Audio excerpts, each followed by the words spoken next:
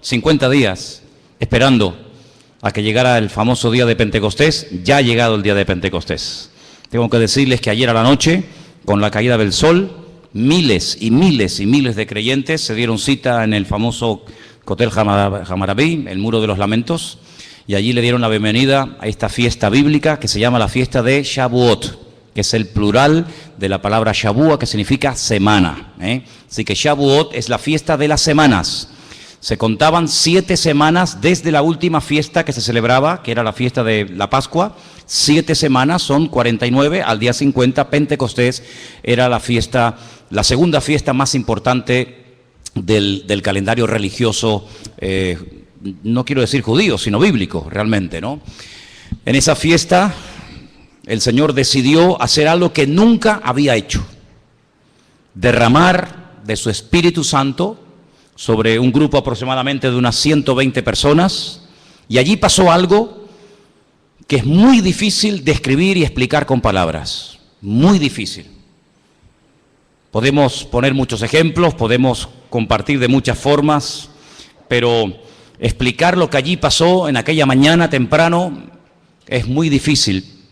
Tenemos unas cuantas información, tenemos un poquito de información, pero realmente fue una experiencia que marcó un antes y un después en la vida de aquellas personas. Viéndolo desde un punto de vista objetivo, sin inclinarnos a un lado ni a otro, podemos llegar a la conclusión, si no fuéramos ni siquiera creyentes, leyendo este pasaje, que las personas que entraron a esta casa, a este aposento alto, llámalo como quieras, y estuvieron allí esperando durante una serie de días, cuando llegó esa fiesta, cuando tuvieron esa experiencia, se convirtieron en personas completamente diferentes a como habían entrado. Sinceramente les digo. Vamos a volver otra vez a Hechos capítulo 2. Y dice en el primer versículo: cuando llegó el día de Pentecostés. Estaban todos unánimes juntos, estaban con un mismo sentir, un solo corazón. Dice, de repente, así, sin esperarlo, sin provocar una situación especial, así, de repente. Dice la Biblia que vino del cielo un estruendo, un ruido, el cual llenó toda la casa donde estaban sentados. Se les aparecieron lenguas, dice, como de fuego, por poner un ejemplo, ¿no? Que se asentaron sobre cada uno de ellos. No fue una experiencia de 4 o 5 y los demás dijeron, ¿y esto qué es? Sobre todos los que estaban allí. No quedó ni uno en aquella congregación, no quedó ni uno en aquella sala que no tuviera la misma experiencia que el que estaba a su lado. Sobre cada uno de ellos, dice la Biblia. Y ahora, para más INRI, para dejarlo bien claro, verso 4 dice, y fueron todos llenos del Espíritu Santo. Y a continuación añade algo muy interesante, dice que comenzaron a hablar en otras lenguas, en otros idiomas, según el Espíritu les daba que hablasen. Ya se ha leído esta porción esta tarde, solamente estoy un poquito volviendo a leerla. Pero la fiesta de Pentecostés, para nosotros los cristianos, los que creemos en el Señor Jesucristo como nuestro Mesías, tiene un significado totalmente diferente a lo que en este momento se está celebrando en Israel, en este mismo momento. Ellos creen que 50 días después de haber celebrado la Pascua en Egipto, ellos recibieron en la península del Sinaí las tablas de los 10 mandamientos, la Torá, la ley de Moisés. Y por eso es un día alegre, porque ellos consideran que ese día se celebró una especie de boda entre el Creador y el pueblo de Israel. Y el acta de ese contrato, el certificado de esa unión espiritual entre el Creador y el pueblo, es la Biblia, o parte de la Biblia, como la conocemos, ¿no?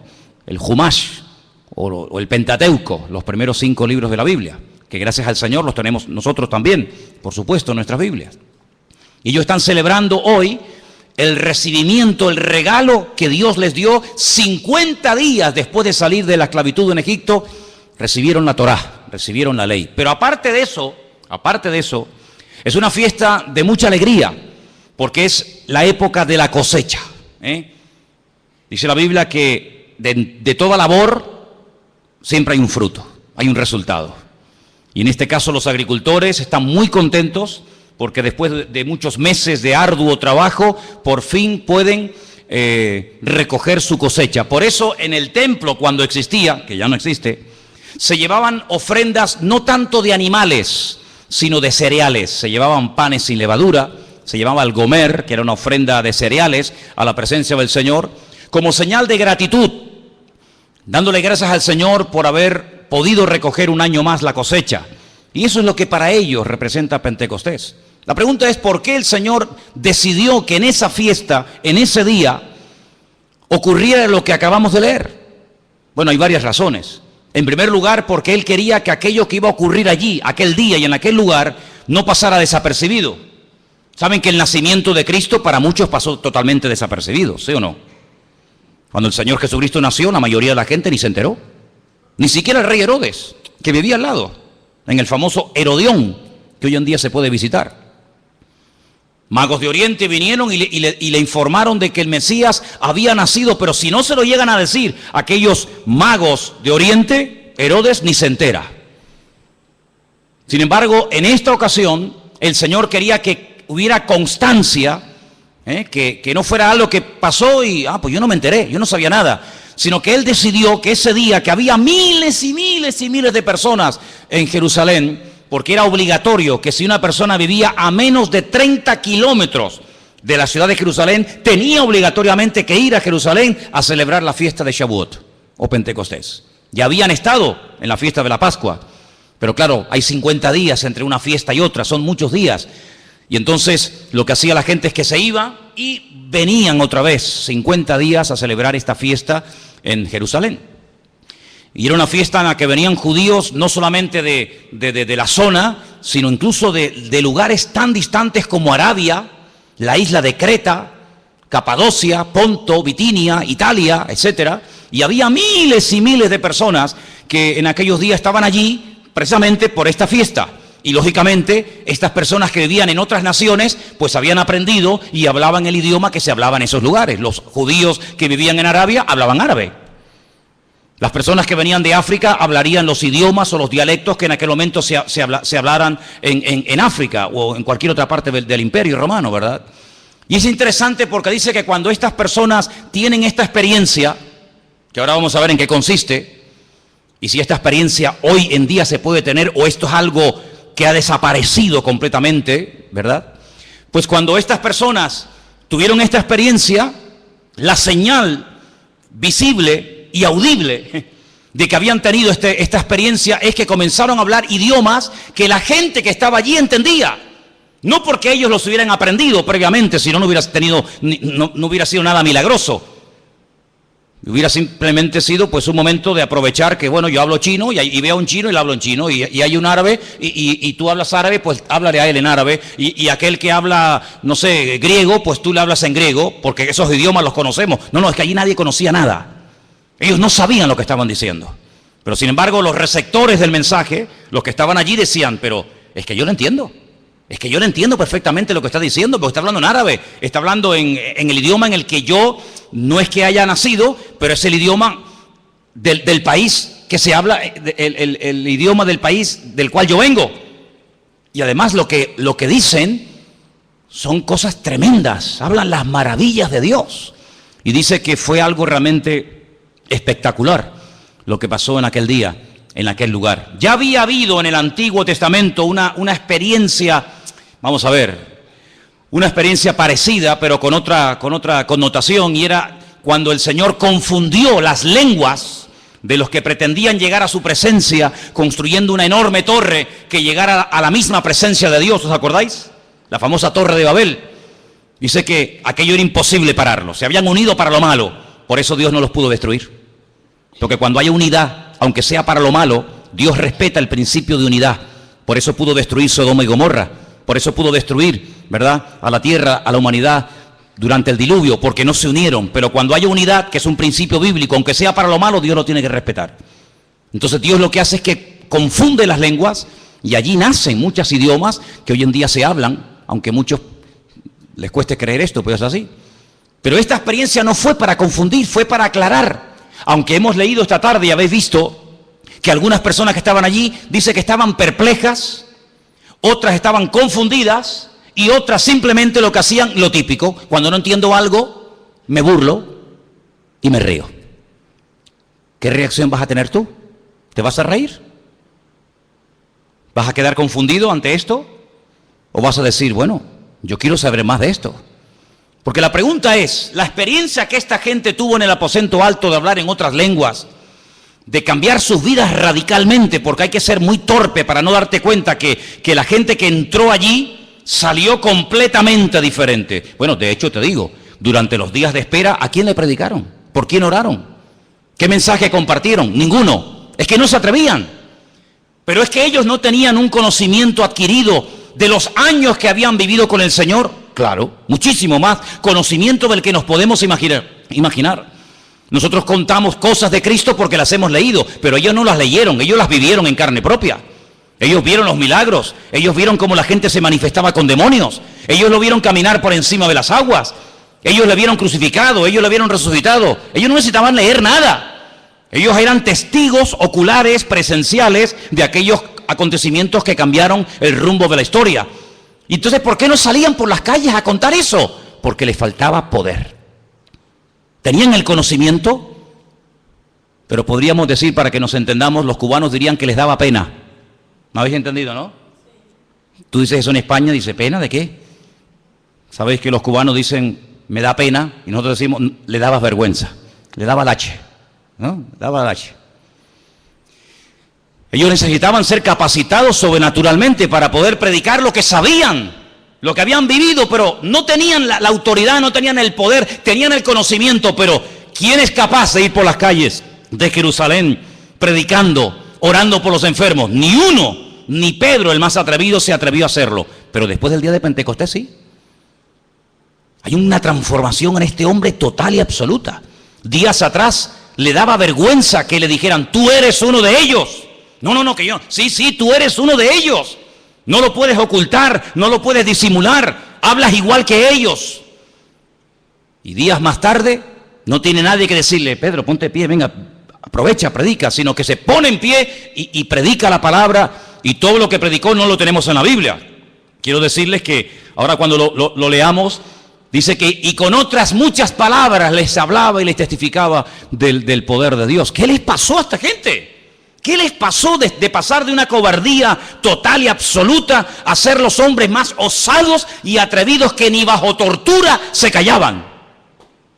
Los torturaban y salían y volvían otra vez a predicar. Y les prohibían categóricamente que predicaran, que oraran por la gente, que predicaran de Jesucristo, que no hablaran más de Él. Y seguían y seguían. Y hermano, ni debajo del agua se callaban. Allí pasó algo que, te vuelvo a repetir, es muy difícil de escribir con palabras. Pero allí pasó algo que cambió la vida de esta gente. Imagínate que tuviéramos aquí una máquina. Haz un poquito de uso de tu imaginación. Te metes en esa máquina y te transportas en el tiempo. Volvemos 2000 años atrás. Domingo, 6 en punto de la tarde, ciudad de Jerusalén. ¿Quieres encontrar una iglesia donde congregarte con los hermanos, sí o no? Te han dicho que allí está Pedro, Santiago, Tomás, y dice, uy, yo quiero conocer a esta gente, quiero ir a un culto de la iglesia primitiva. Y vas buscando, oye, ¿sabéis por aquí los cristianos, los discípulos? Sí, mira, están allí reunidos en una casa, no sé, están ahí metidos, orando, no sé cuánto tiempo llevan metidos, y vas para allá, para el culto. Y cuando llegas, te encuentras a 120 personas hablando en otras lenguas. Y uno de ellos, si prestas atención, dice, ¡ay! Está hablando en español. Yo lo entiendo. ¿Cómo sería esa iglesia? ¿Qué título le pondríamos por fuera a esa iglesia? Iglesia metodista, iglesia católica, iglesia presbiteriana, iglesia adventista, iglesia bautista. Hombre, pues yo no soy muy listo, pero tampoco soy muy tonto. Si yo tuviera esa máquina y me pudiera transportar en el tiempo 2000 años atrás, y yo entro a un culto donde me encuentro a 120 personas haciendo un follón, un ruido terrible y hablando en otras lenguas, yo diría, A mí me parece que estos son pentecostales. ¿Tú qué opinas? Yo creo que también. Estos son pentecostales. Mira el follón que tienen ahí dentro metido. Mira aquel cómo habla en lengua, mira aquel cómo brinca, mira aquel. Es que la iglesia primitiva era una iglesia pentecostal. Oraban por los enfermos, hablaban en lenguas, echaban fuera demonios, y esas cosas se ven en un tipo de iglesias que son cosas, por así decirlo, normales, y en otras congregaciones eso ni loco. Pero es que así era la iglesia primitiva. Era una iglesia, si tuviéramos que ponerle un título hoy en día, sería una iglesia de corte o de línea pentecostal medio Filadelfia menos, ¿no? Algo así, ¿sí o no? Pues sí, hermano, así eran. Ahora, ¿esto fue algo que pasó y ahí quedó? ¿O esta experiencia la tuvieron otras personas? Bueno, vamos a ver qué nos responde la Biblia, ¿les parece? Vamos a ver qué nos dice el manual. Seguimos en el libro de los Hechos. En esta ocasión nos vamos al capítulo 8, versículo 14. Vamos a ver. Empieza una tremenda persecución en la ciudad de Jerusalén. Tienen que salir huyendo, si no los matan a todos. Y un diácono de la iglesia, del cual hablamos el otro día, un tal Felipe, que después se fue al desierto a hablarle a aquel etíope eunuco, ¿os acordáis? Capítulo 8, versículo 14, dice la Biblia así.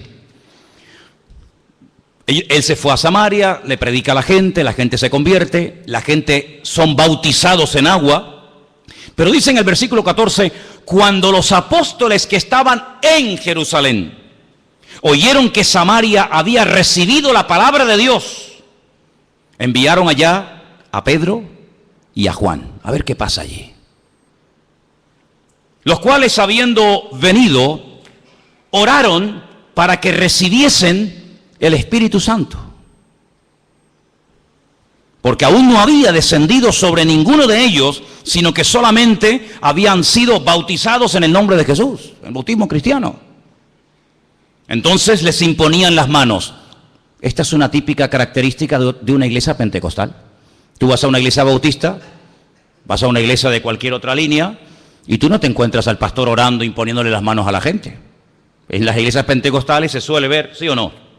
Se suele ver a veces, no digo siempre, pero se suele ver a veces, pues al pastor o a algunos hermanos orando, imponiendo las manos. Así que otra señal más.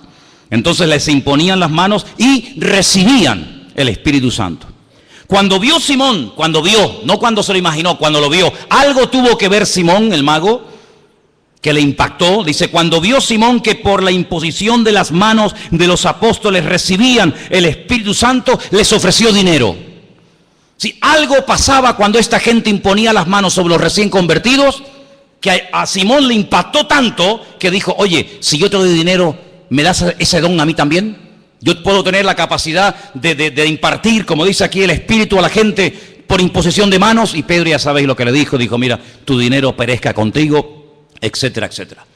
Luego, no solamente en Jerusalén la gente tuvo aquella experiencia, sino que se van los apóstoles, en este caso Pedro y Juan, a Samaria para orar, imponerle las manos a los que ya son convertidos y bautizados. ¿Para qué? Para que reciban lo mismo, la misma experiencia que ellos habían tenido en el día de Pentecostés. Algunos dirán, sí, pero aquí no dice nada de hablar en lengua. Sí, tienes razón.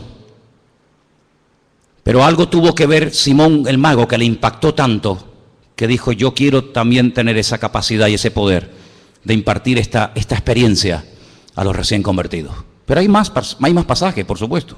Capítulo 19, pasan 25 años aproximadamente, 25 años después de Pentecostés, y en el capítulo 19 encontramos al apóstol Pablo en una enorme ciudad llamada la ciudad de Éfeso.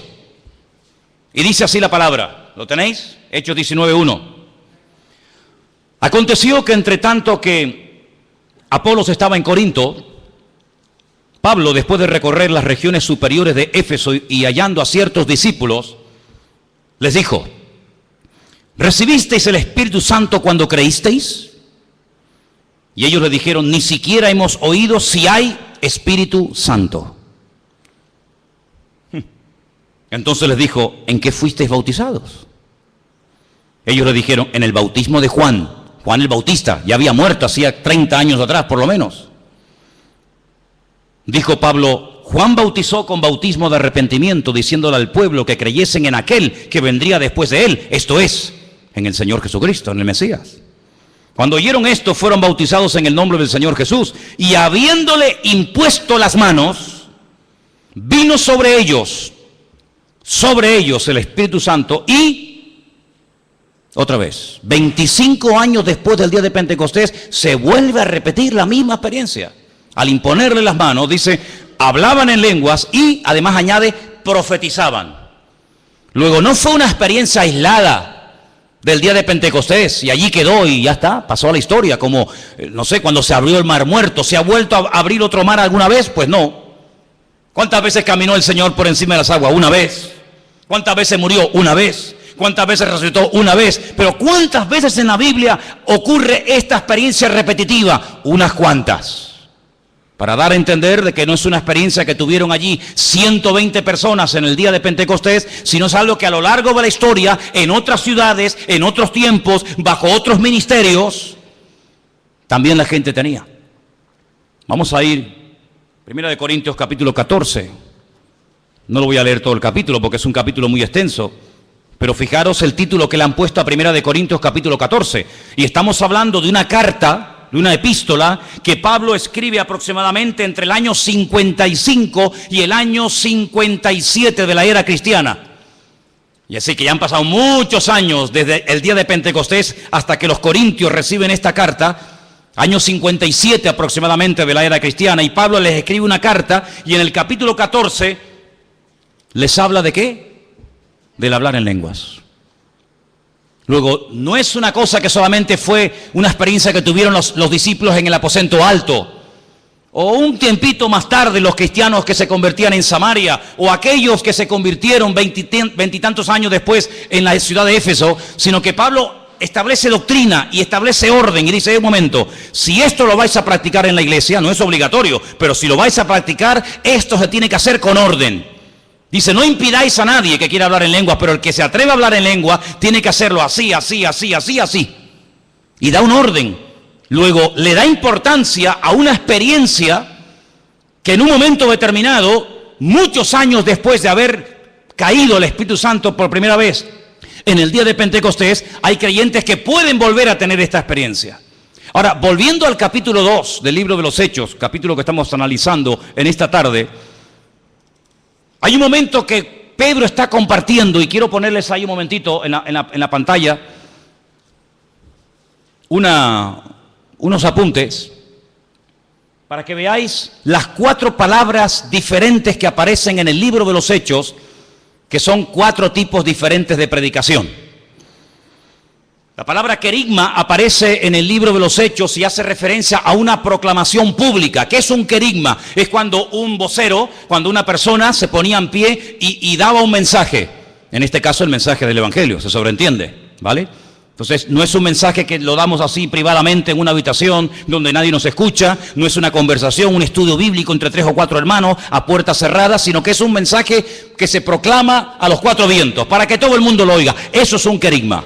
La proclamación pública de un mensaje, en este caso del mensaje del Evangelio. Luego aparece otra palabra también, que es la palabra didaje, que es una proclamación, pero más que una predicación, es una enseñanza. Cuando se daba una enseñanza sobre un tema concreto, eso se llamaba didaje. Luego hay otra palabra que también aparece en el libro de los Hechos, y es la palabra paraclesis, que es una exhortación.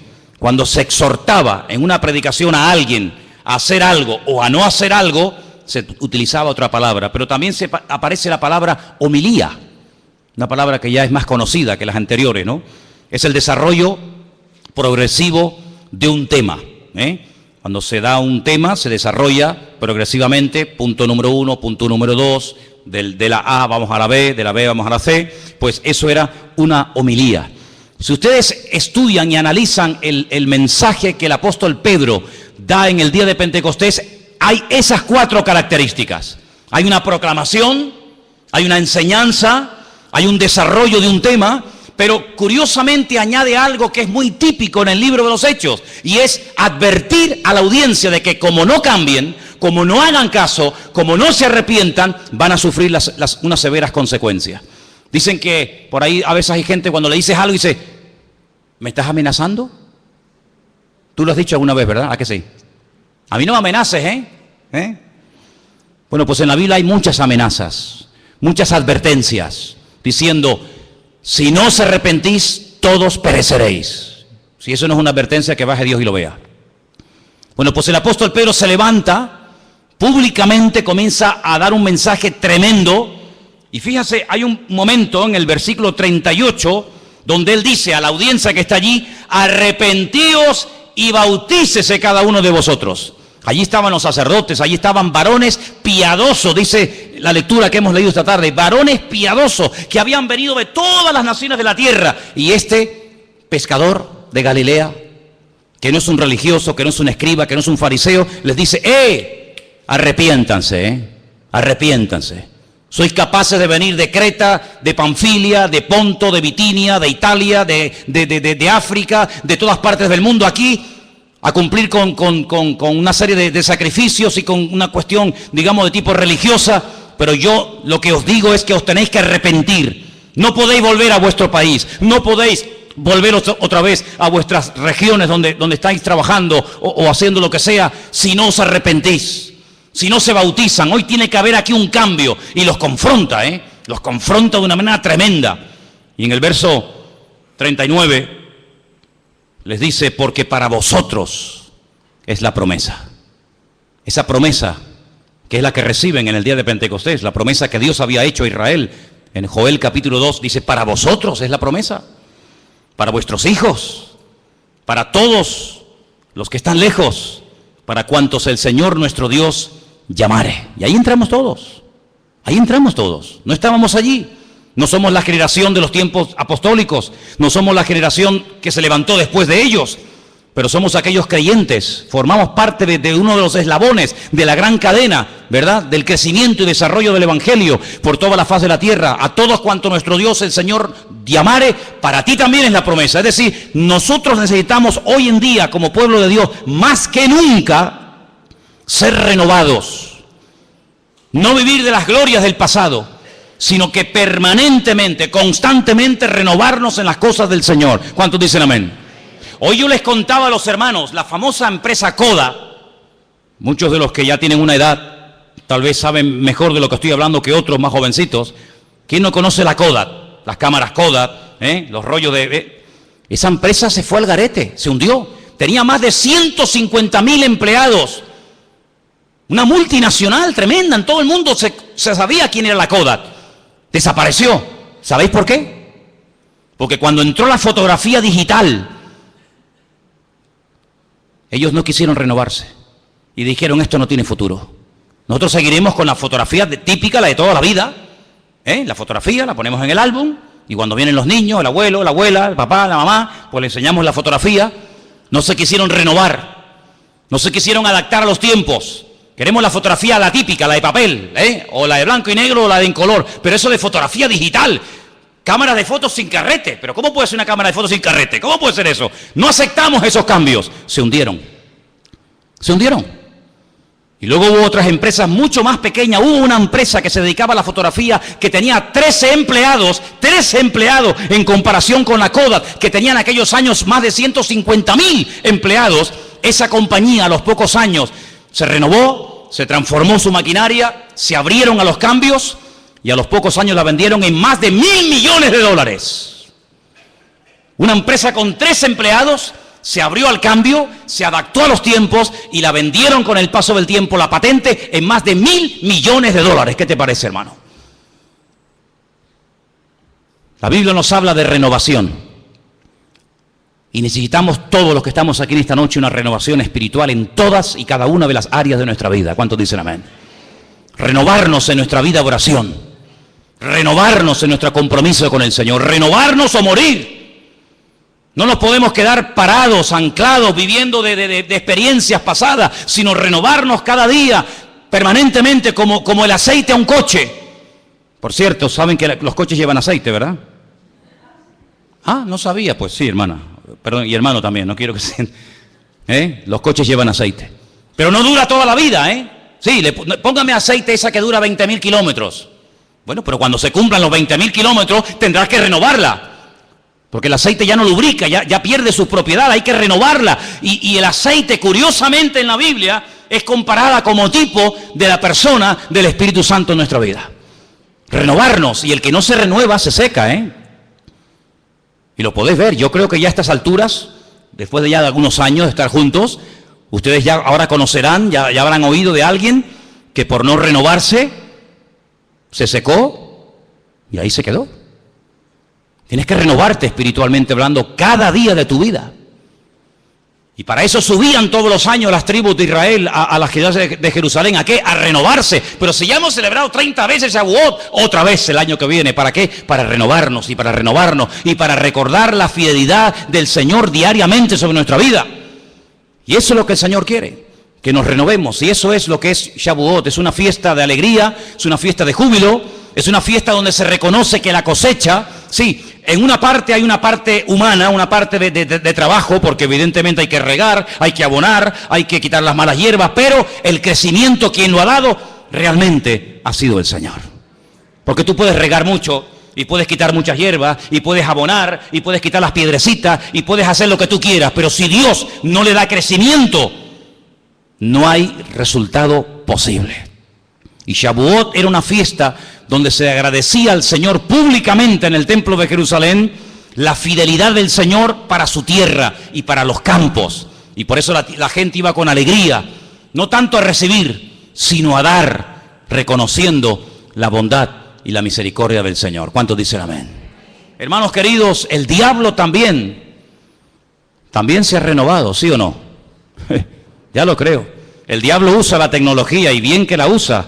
¿Saben cuántos miles de jóvenes están dejando suelo europeo?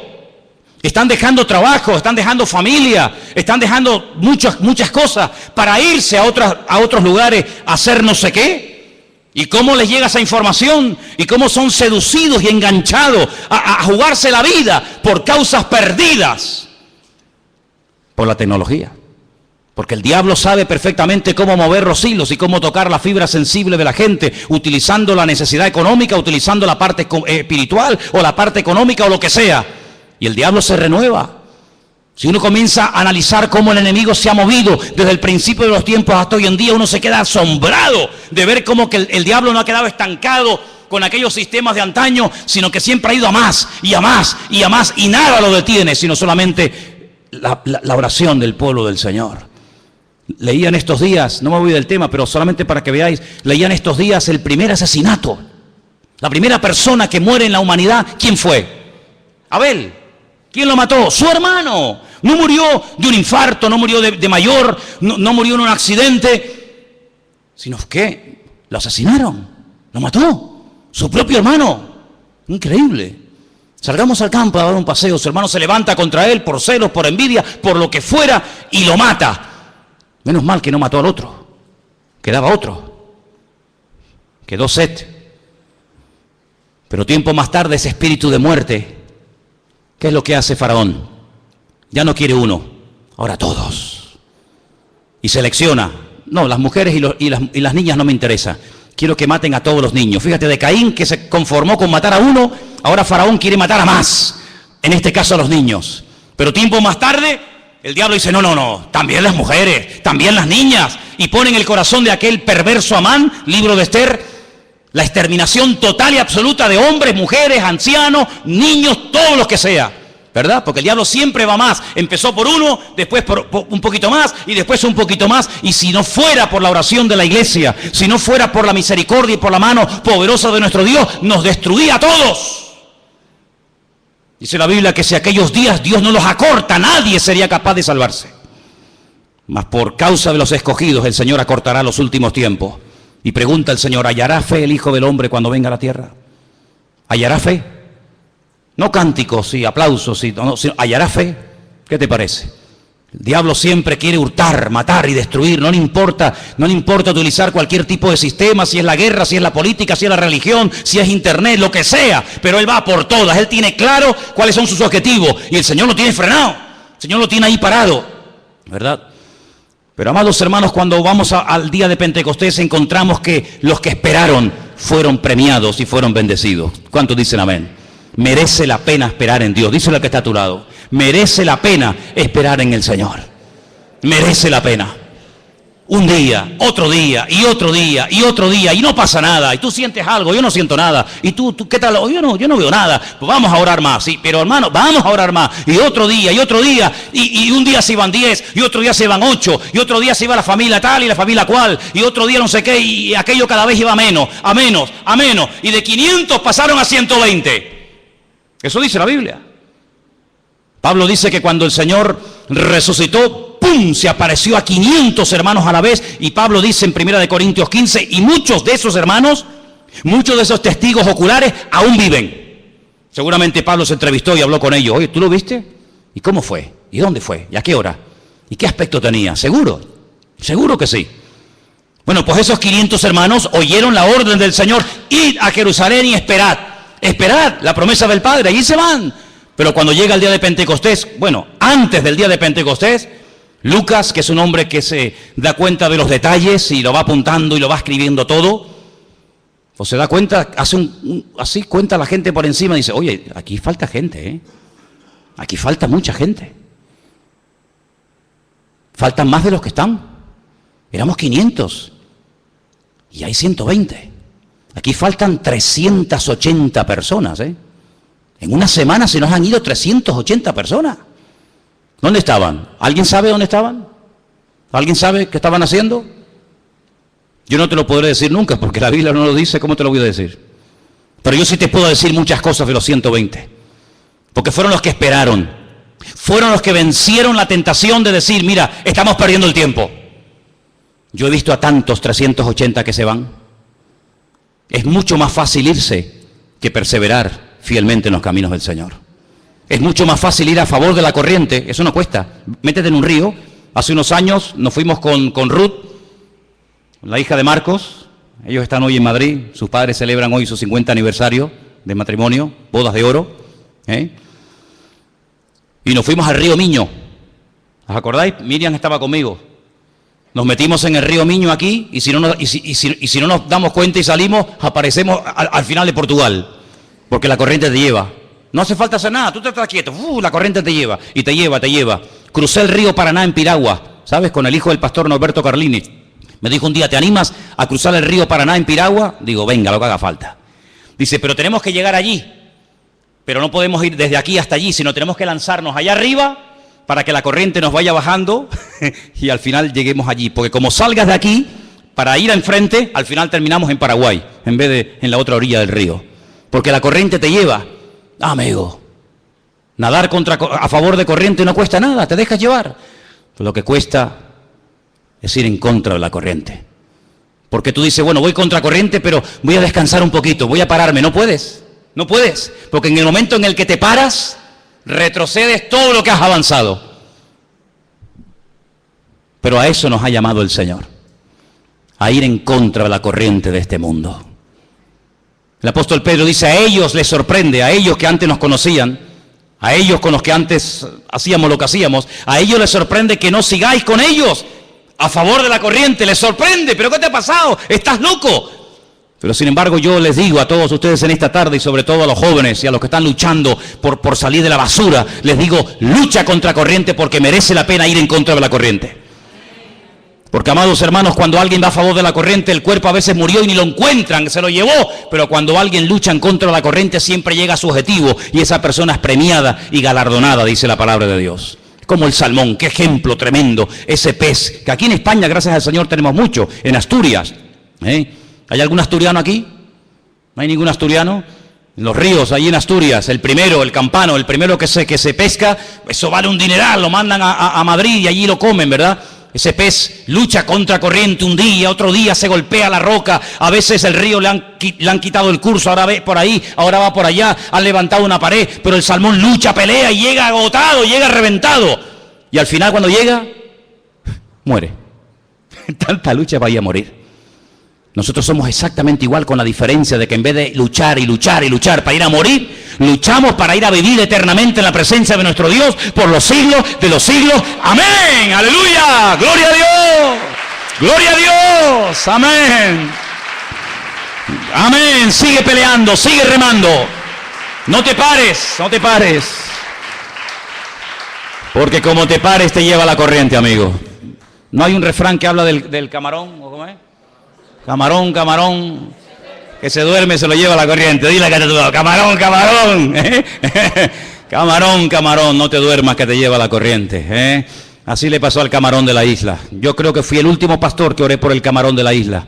En una campaña que teníamos allí ¿en dónde era? En la base militar esta donde está la americana. ¿Cómo estaba? En Rota. Estábamos allí una tarde y entró una muchacha llamada La Chispa, o Chispa. Y me dice, hermano, vengo con mi marido, ¿puedes orar por él? Y ahí lo trajeron al pobre camarón en una silla de ruedas. Digo, pues si este es el camarón, ¿cómo estará el gambón? Venía destrozado el hombre. Y oré por él. Y bueno, cuando le pregunté, le dije, ¿quieres que ore por ti? Y me dice, estoy podrido. Un hombre que tuvo el mundo en la mano. Un hombre que era para mucha gente, perdonen, un dios. Y sin embargo murió destrozado, ¿verdad? Porque camarón, camarón, si te quedas dormido te lleva la corriente. Pero por eso dice la Biblia, despiértate, despiértate tú que duermes y te alumbrará Cristo Jesús. Porque es fácil acomodarse. Es verdad, hermano, ¿sí o no? Es fácil acomodarse. Es fácil decir, bueno, yo ya he luchado, yo ya he peleado, yo ya he hecho tanto, yo he hecho no sé qué. Vamos ahora a bajar un poco el pistón, ahora vamos a darle paso a la juventud, ahora vamos a descansar un poco, a vivir de la gloria. Que eso en el reino no existe. Que eso en el Señor no existe. Que en el Señor, en el momento en el que baja la guardia y dice, ya no puedo más, estoy cansado, y dice, sí, fuera, venga, ahora unjo a otro. ¿No le pasó eso a Elías? Cuidado como oras. Es mejor que no ores en tu tiempo de desánimo que orar tonterías que Dios te toma la palabra y te quita de en medio. Señor, estoy solo. Solo. Todo el mundo adorando a Baal. Nadie te honra, nadie te obedece. Y el Señor dice, sí, no me digas. Tú no sabías que hay 7,000 que no han doblado su rodilla ante Baal. Ah, pues no lo sabía. Es que no te hace falta saberlo. A ti no te importa si estás tú solo, si son 5,000 o son 4 millones. Tú haz tu obra y punto, y olvídate de los demás. Pero te digo que hay 7,000 que no han doblado su rodilla ante Baal. Y le dice, Señor, yo ya no puedo más, quítame la vida. Y el Señor dice, sí, vale, pues vete a ungir a otro. ¿No quieres la unción? ¿No quieres utilizar los dones que yo te he dado, la capacidad que yo te he dado? ¿No lo quieres? ¿Se acabó tu tiempo? Tú lo dices y por la boca muerde el pez, amigo.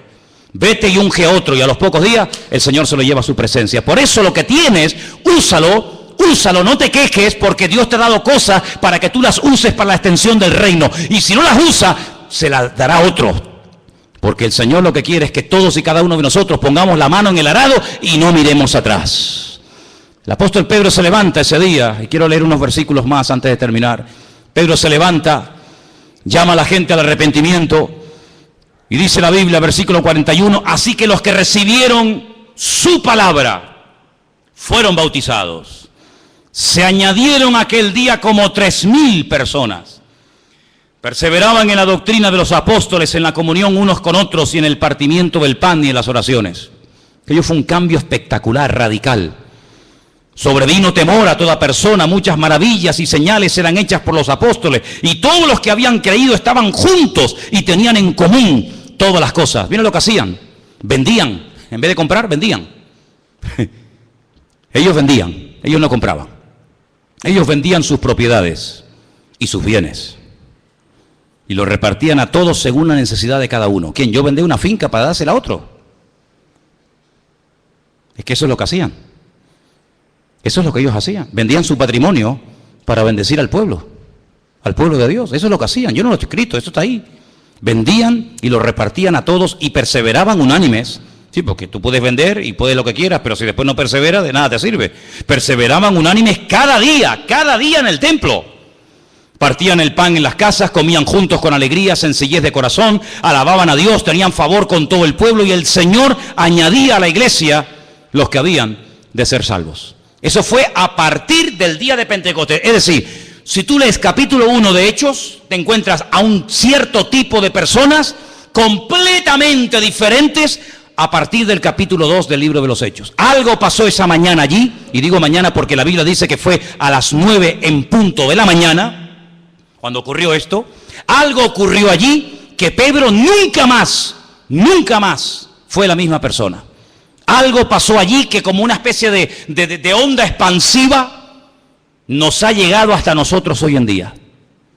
Muchas veces me he preguntado, si en este momento nosotros fuéramos la primera, no la última, la primera generación de creyentes del planeta Tierra, digamos que los que estamos aquí esta noche somos los únicos que hemos reconocido, que hemos aceptado al Señor Jesucristo como el Hijo de Dios, como el Mesías, como el que murió y como el que resucitó. No hay nadie, ni en La Gomera, ni en la península, ni en Europa, solamente fuéramos nosotros los únicos.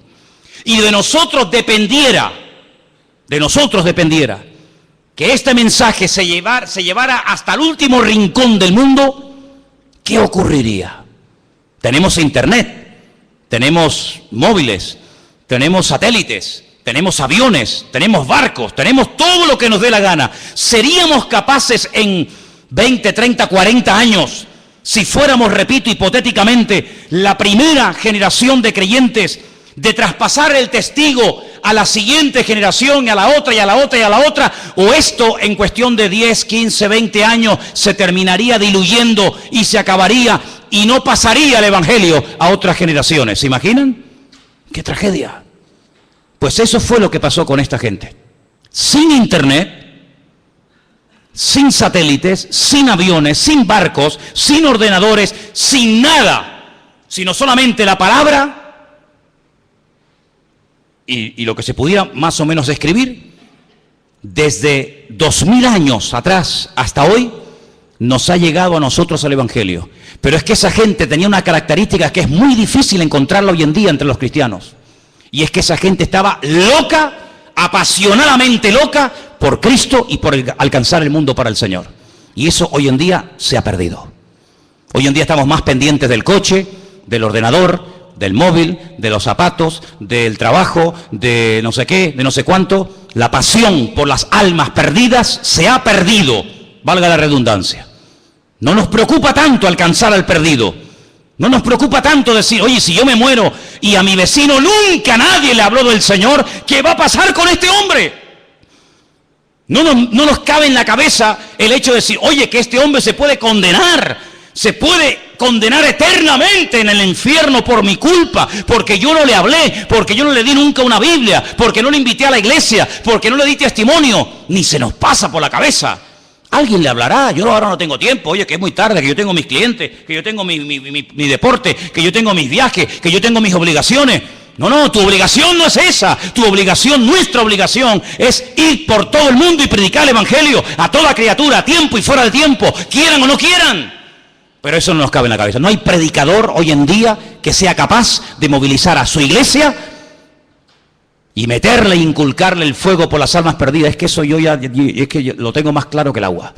Alguno responderá, se emocionará en un culto, uy, le tocó, pero llega el martes o el miércoles, y ese que lo ves aquí hoy llorando, lo ves el miércoles, y dice, no, ya no voy a ir más. Pero tú no estabas el domingo llorando aquí. Señor, cuenta conmigo, envíame a mí. Sí, pero eso olvídate, eso es el pan nuestro de cada día. Aquella gente no. Aquella gente vivía para Cristo. Aquella gente salían en cualquier momento por persecución y llegaban al pueblo de al lado, a la provincia de al lado, a la ciudad de al lado, y en vez de callarse la boca y decir, oye, ya nos han echado de allí, hemos perdido casa, finca, todo, hemos perdido todo. Ahora a ver si vamos a llegar aquí y vamos otra vez a abrir la boca y nos va a pasar lo mismo. Aquí nadie habla, al contrario, aún no habían llegado y ya estaban hablando. Los metían en la cárcel, se ponían a cantar. Los metían en una mazmorra, se ponían a predicar el Evangelio. Los metían en la arena del circo romano, los leones saliendo, las antorchas ardiendo, se ponían a cantar para el Señor. No había forma humana de mandar a callar a aquella gente, no había manera, ni siquiera matándolos, porque hasta muertos aún siguen hablando sus palabras a través de la Santa Biblia que tenemos en nuestras manos. Entonces era gente apasionada por el Señor, llegaron a decir, fíjate, para mí el vivir es Cristo y el morir es ganancia. Nosotros lo hacemos al revés. No, ¿cómo va a ser una ganancia morir? Será una ganancia vivir. Ellos al revés invertían el orden de las cosas. Para mí vivir es una maravilla, pero morir por Cristo mejor todavía. Entonces, la Biblia es la misma, te lo puedo asegurar, ¿eh? La Biblia, el Evangelio es el mismo, el Espíritu es el mismo, pero los cristianos no somos los mismos. Nosotros no somos los mismos. Somos la generación más privilegiada porque ninguna generación ha tenido tantos recursos, tantos medios para cumplir con la famosa gran comisión como nosotros, pero no lo estamos haciendo. No lo estamos haciendo. Prueba de ello que tú eres creyente a lo mejor hace un montón de años y todavía hay miembros de tu familia que ni lo saben. Ni lo saben. Tu misma familia, imagínate el vecino de enfrente. Por lo tanto, amados hermanos, yo creo que necesitamos una renovación, un Pentecostés, ¿sí o no? Porque la experiencia de Pentecostés los cambió a todos, los transformó a todos. Y eso es lo que nosotros necesitamos, una transformación de decir, oye, pues si no puedo ir a trabajar, no voy, estamos locos. No, pero ¿y por qué haces lo contrario? El jueves no voy al culto, ¿por qué? Por trabajo. ¿Y por qué no lo haces al revés? ¿Por qué no lo haces al revés? El jueves no voy a trabajar porque el jueves voy a ir al culto. Ay, amigo, no, el jueves no voy al culto porque tengo que ir a trabajar. Y esa es la cruel realidad nuestra. Por eso Pentecostés para mí es fundamental en la vida personal e individual de todos y de cada uno de nosotros. Porque Pentecostés lo que hizo fue que les abrió la mente, los capacitó espiritualmente para que todo aquel conocimiento que tenían lo pudieran poder poner en práctica. Y cuando llegaban a Grecia, fíjate tú lo que era Grecia en aquella época, los estoicos, los epicúreos, los filósofos de la época se quedaban con la boca abierta, no tenían argumentos para contrarrestar la autoridad de aquella gente. Esteban, ¿quién era Esteban? ¿Un apóstol? No. ¿Quién era Esteban? ¿Escribió muchos libros de la Biblia? No. ¿Hizo muchos milagros? No. ¿Echó fuera demonios? No. Pero Esteban, cuando se ponía a predicar, ponía a la gente firme. Y en plena predicación miraba y decía, estoy viendo ahora mismo al Señor sentado a la diestra de Dios Padre. Y le miraba en la cara y era una persona diferente y era capaz de estar muriendo a pedrada, pero él no se quejaba, sino decía, Padre, perdónalos porque no saben lo que están haciendo. Al contrario, me están haciendo un favor, me están matando y inmediatamente me voy contigo. Entonces el sistema de valores de aquella gente fue transformado aquel día. Ya no volvieron nunca más a la pesca, ¿eh? Tú sabes que volvieron a la pesca durante unos días después de la resurrección del Señor, ¿sí o no? El Señor resucita y se tiene que ir a Galilea a buscarlos. Sí, pronto voy yo a ir a buscar a Pedro a Galilea. Me niegas, me dejas más solo que la una. Te vas otra vez a la pesca y te voy yo a buscar a Galilea. Mira, hijo, te quedas en Galilea con tu barca, con tu madre, con lo que tú quieras, pero yo no te voy a buscar. Allí va el Señor a buscarlo. Pedro, ¿has pescado algo? Pues no. Toda la noche lo he intentado, pero no he cogido nada. ¿Te puedo hacer una pregunta, Pedro? Sí, Señor, dime. ¿Tú me amas a mí? Sí. ¿Ah, sí? ¿Y qué haces aquí? ¿Tú amas al Señor? ¿Sí? Pues ponte a apacentar mis ovejas, apacienta mis corderos, atiende a mi rey, a mi grey. Pedro, dime, Señor, ¿tú me amas? Que sí, Señor, ya te lo he dicho. ¿Tú sabes que yo te amo? Pues apacienta mis corderos, Pedro. Involúcrate en las cosas del reino. Pasa un ratito. Pedro, dime, Señor, ¿tú me amas? Ya Pedro lo pilla. Ya Pedro lo capta. Dice, ay, amigo, me está confrontando. 3 veces le negué. 3 veces me hace que le confiese. Señor, tú lo sabes todo. Tú sabes que yo te amo. Dice, sí, pues te voy a dar un premio, Pedro. Como dices que me amas tanto, te voy a dar la guinda del pastel, te la voy a dar a ti. Cuando tú eras joven, y Pedro conocía al Señor, o el Señor conocía a Pedro desde hacía muchos años, tú siempre has ido a donde has querido. Mañana me voy a Japón. Ahí se va el hermano a Japón. Mañana me voy a Pernambuco. El hermano se va a Pernambuco. Cuando tú eras joven, te vestías como te daba la gana. Ibas a donde querías, administrabas tu tiempo, tu dinero, tu juventud, como tú querías. Ay, amigo, pero cuando tú seas viejo, tú vas a extender tus manos y te va a vestir otro. Y te va a poner una tela de saco de patatas encima, como crucificaban a la gente, con un saco de silicio. Te va a llevar a donde tú no quieras ir. Y dice el versículo siguiente, Juan 21, y esto lo dijo el Señor, dando a entender con qué tipo de muerte había de glorificar al Señor. ¿Ese es el premio que me das? Tantos años de ministerio, tantos años predicando tu palabra, escribiendo epístolas, viajando por aquí, viajando por allá, y el premio que me das es morir crucificado. Pues le podías haber dado la guinda del pastel a otro. No, te la voy a dar a ti. Tú has dicho que me amas, y por la boca muerde el pez, amigo. Así que a partir de ahora, cuando ores o cuando digas algo, piénsalo dos veces, porque había uno que presumía mucho de pelo y al final el pelo terminó matándolo. ¿Sabes quién es, no? ¿Por qué pasaba frío David? ¿Por qué pasó frío? 30 mantas. Una persona con 30 mantas no puede pasar frío. ¿Por qué pasaba frío? Porque tú le cortaste el borde de las vestiduras a uno. Cosa que no tenías que haber hecho. Y cuando seas mayor y pase frío, te acordarás de que aquello no tenías que haberlo hecho. Medida por medida, así de claro, amigo. Entonces, amados hermanos, ¿cómo iba Pedro a morir crucificado por Cristo si no fue capaz de confesarlo delante de una criada?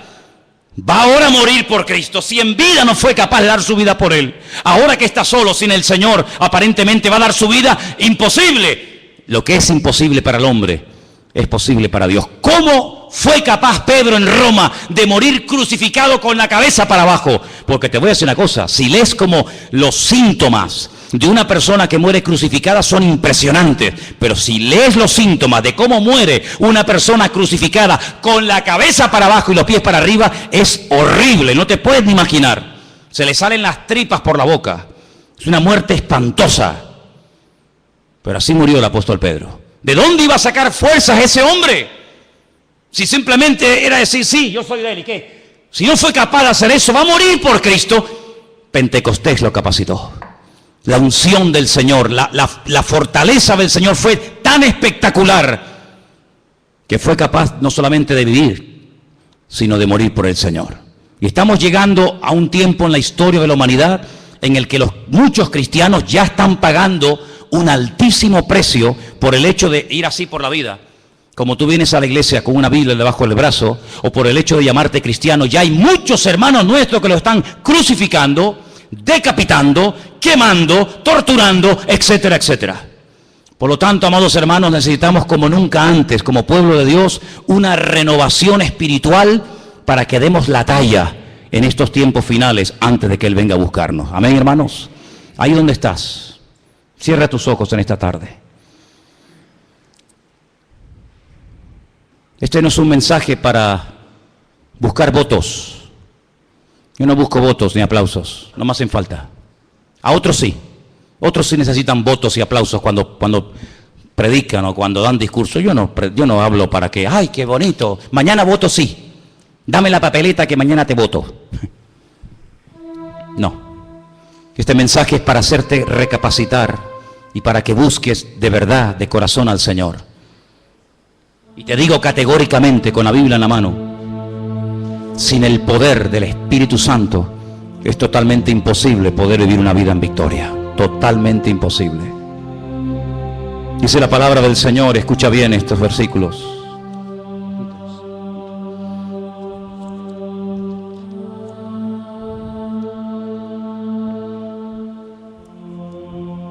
No os embriaguéis con vino, en lo cual hay disolución.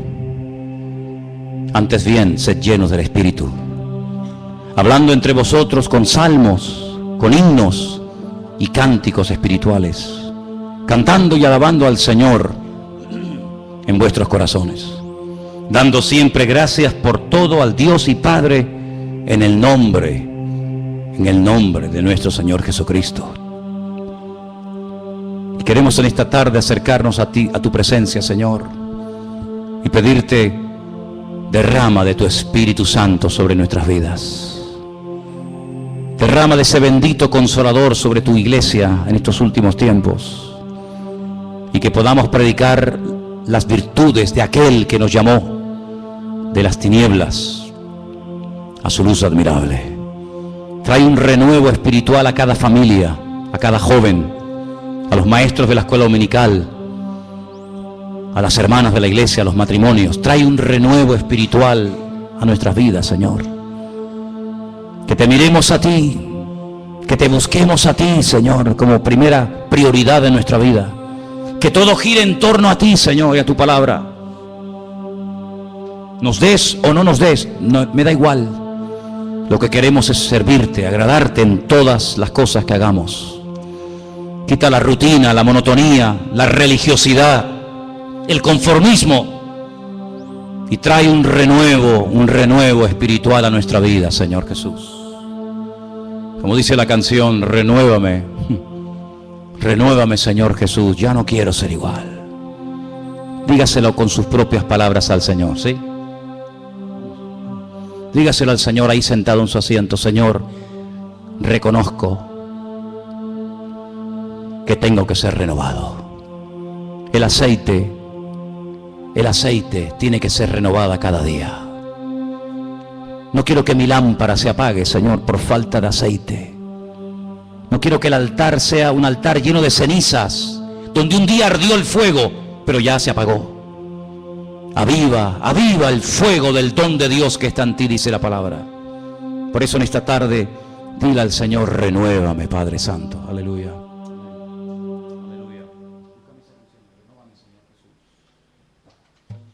Renuévame, Señor Jesús. Ya no quiero ser igual.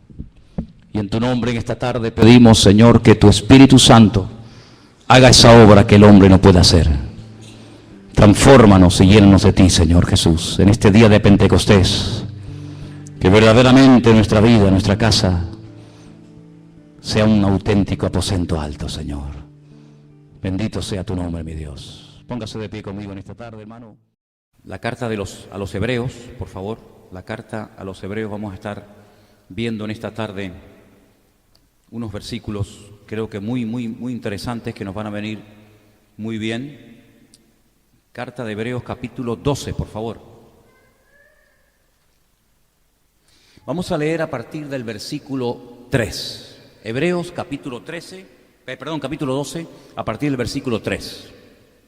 Vamos a hablar en esta tarde acerca de lo importante que es ser tratados por el Señor, ¿vale? Lo importante, lo necesario que es ser, tal vez una palabra que a algunos no les guste, le puede resultar chocante, pero es la que vamos a leer, es la que dice la Biblia, ser disciplinados por el Señor. A veces la palabra disciplina nos suena fea, ¿no? Nos suena fuerte, como algo negativo, como algo malo, todo lo contrario. De hecho, discípulo viene de disciplina, ¿no? El estar bajo la disciplina, bajo el trato, bajo el cuidado, la protección del Señor es lo mejor que nos puede pasar, ¿no? Y hay 3 puntos que quiero destacar en esta tarde que el Señor va a utilizar en momentos puntuales de nuestra vida. Los puede utilizar los 3 al mismo tiempo o, en fin, o escalonadamente. Y los 3 principios empiezan por la letra P, así que se los van a aprender muy fácilmente, más fácil imposible. Entonces vamos a arrancar a la lectura desde el versículo 3 y dice, considerad, tener presente, recordar, a aquel que sufrió tal contradicción de pecadores contra sí mismo. ¿De quién estamos hablando? Señor Jesucristo.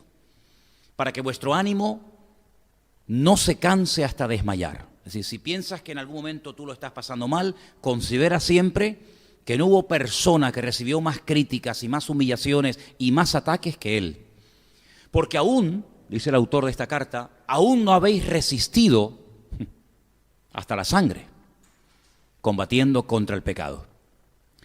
Y habéis ya olvidado la exhortación que como a hijos se os dirige diciendo, hijo mío, no menosprecies la disciplina del Señor, ni desmayes cuando eres reprendido por Él.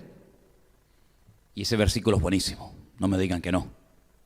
Porque el Señor al que ama, disciplina. ¿Te das cuenta cómo la disciplina es buena? Y azota a todo aquel que recibe por hijo. Si soportáis la disciplina, miren lo que va a pasar. Si la soportamos, Dios nos va a tratar como a hijos. Porque ¿qué hijo es aquel a quien el Padre no disciplina? Pero si se os deja sin disciplina, y ahora dice algo tremendo, de la cual todos han sido participantes, entonces sois, fuerte, bastardos y no hijos. Fíjate lo importante que es la disciplina, el trato que Dios puede tener con una persona que acepta el trato de Dios, la disciplina de Dios, o que no la acepta y la rechaza y hasta la menosprecia. Fíjate la diferencia, ¿no? De ser tratado como un hijo a ser tratado como alguien que no tiene ningún derecho, un bastardo, ¿no? Por otra parte, ahora viene un ejemplo, tuvimos a nuestros padres terrenales que nos disciplinaban y los venerábamos o los respetábamos. ¿Por qué no obedeceremos mucho más al Padre de los Espíritus y viviremos? Y a aquellos, nuestros padres, ¿verdad? Ciertamente por pocos días nos disciplinaban como a ellos les parecía. Pero para lo que nos es, ¿qué? Provechoso, para que participemos de su santidad. Es verdad que ninguna disciplina al presente parece ser causa de gozo, sino de tristeza. Pero después da fruto apacible de justicia a los que en ella han sido ejercitados. Fijaros que al momento presente, cuando estamos siendo tratados por el Señor, dice, no es un motivo de alegría, ¿no? De gozo, sino a veces hasta de tristeza. Pero después, no durante el trato, sino después da fruto. Bien, versículo 12. Por lo cual, levantar las manos caídas y las rodillas paralizadas. Vamos a dejarlo ahí. Todos y cada uno de nosotros en algún momento de nuestra vida, después de nuestra conversión, vamos a ser tratados por el Señor. Así que no se sorprendan, no se pongan tristes, no se desanimen, no piensen tonterías, sino agradézcanle a Dios que Dios está tratando con su vida. Porque la Biblia nos enseña que si verdaderamente queremos experimentar el amor de Dios en nosotros, tenemos que pasar por el trato de Dios. No importa la edad que usted tenga, no importa la edad, si eres demasiado joven o eres ya entrado en años, no importa. Todos, exactamente, todos vamos a ser tratados en un momento puntual de nuestra vida por el Señor. Si cuando nosotros nos convertimos, entendimos el Evangelio, le recibimos en nuestro corazón y le confesamos públicamente como nuestro Salvador y Señor, pues no nos fuimos inmediatamente a su presencia, sino que Él nos dejó. Y en este tiempo que nos ha dejado aquí, usted y yo tenemos la obligación de dejarnos tratar por el Señor. No hay nada peor que un cristiano salvaje. Y hay así, No hay nada peor que una persona a la cual no se le puede decir nada, porque enseguida se enfada, enseguida se molesta, enseguida se cambia de iglesia, enseguida reacciona, pues como eso, como un niño malcriado. ¿Verdad? Ustedes ven, por ejemplo, a mi perro, ¿sí o no? A Trotsky. ¿Quién no conoce a Trotsky? Es un perro educado, ¿sí o no? No es un salvaje, no va rompiendo todo. A mí a veces me dice la gente, ay, pues yo tengo un perro que me rompe los sillones, me muerde los zapatos. Digo, porque tiene un salvaje. Si usted lo hubiera educado, si lo hubiera enseñado, a mí Trotsky nunca me ha roto nada, nunca. Es más, la única vez que me roncó, la única vez que se puso contra mí, y me lo hizo 3 veces, fue cuando le metí la mano en el plato de la comida. Y me roncó. Ahora, yo no tengo un chihuahua, Yo tengo un pastor alemán. Como un pastor alemán se te suba encima a ti, tienes que salir de la casa. ¿Vale? Él tiene que entender el concepto de autoridad, pero bien claro, porque si no sería imposible vivir con un bicho de 50 kilos, y que en cualquier momento se te puede virar y hasta matar. Fíjate lo que te digo, ¿verdad? Entonces, nosotros como creyentes vinimos salvajes al Señor. Algunos dirán, no, yo no, tú también. No, pero es que tú también.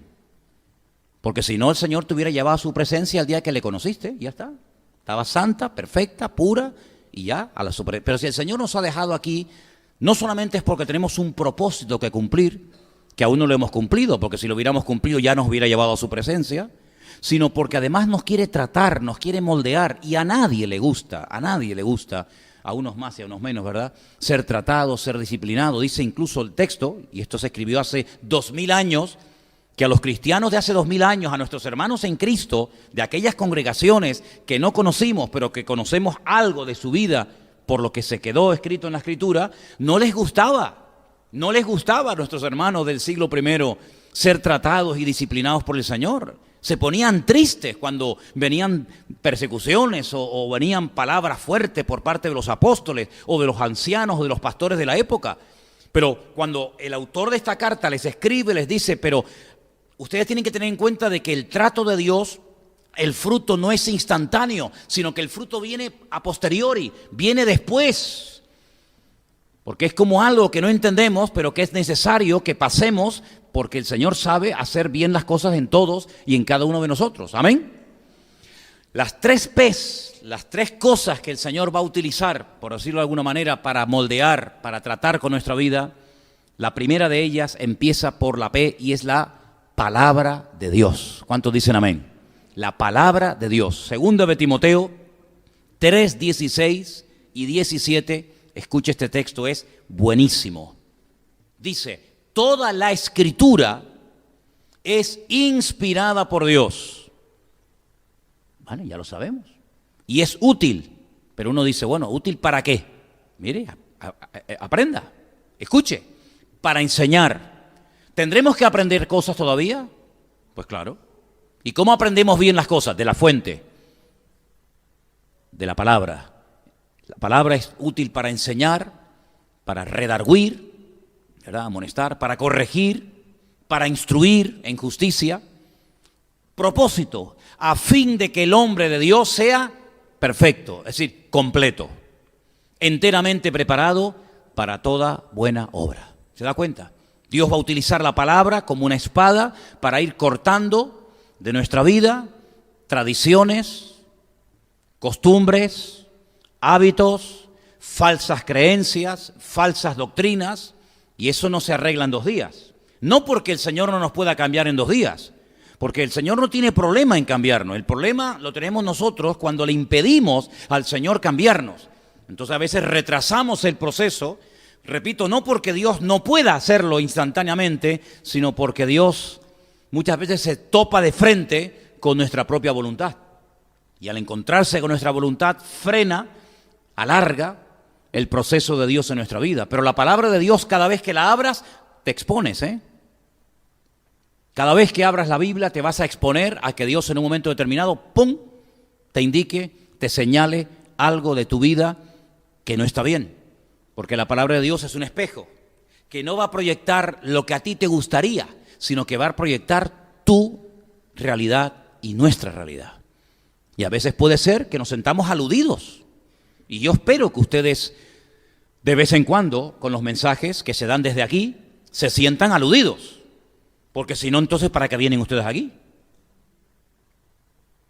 Hay gente que dice, es que yo me siento tan bien en la iglesia.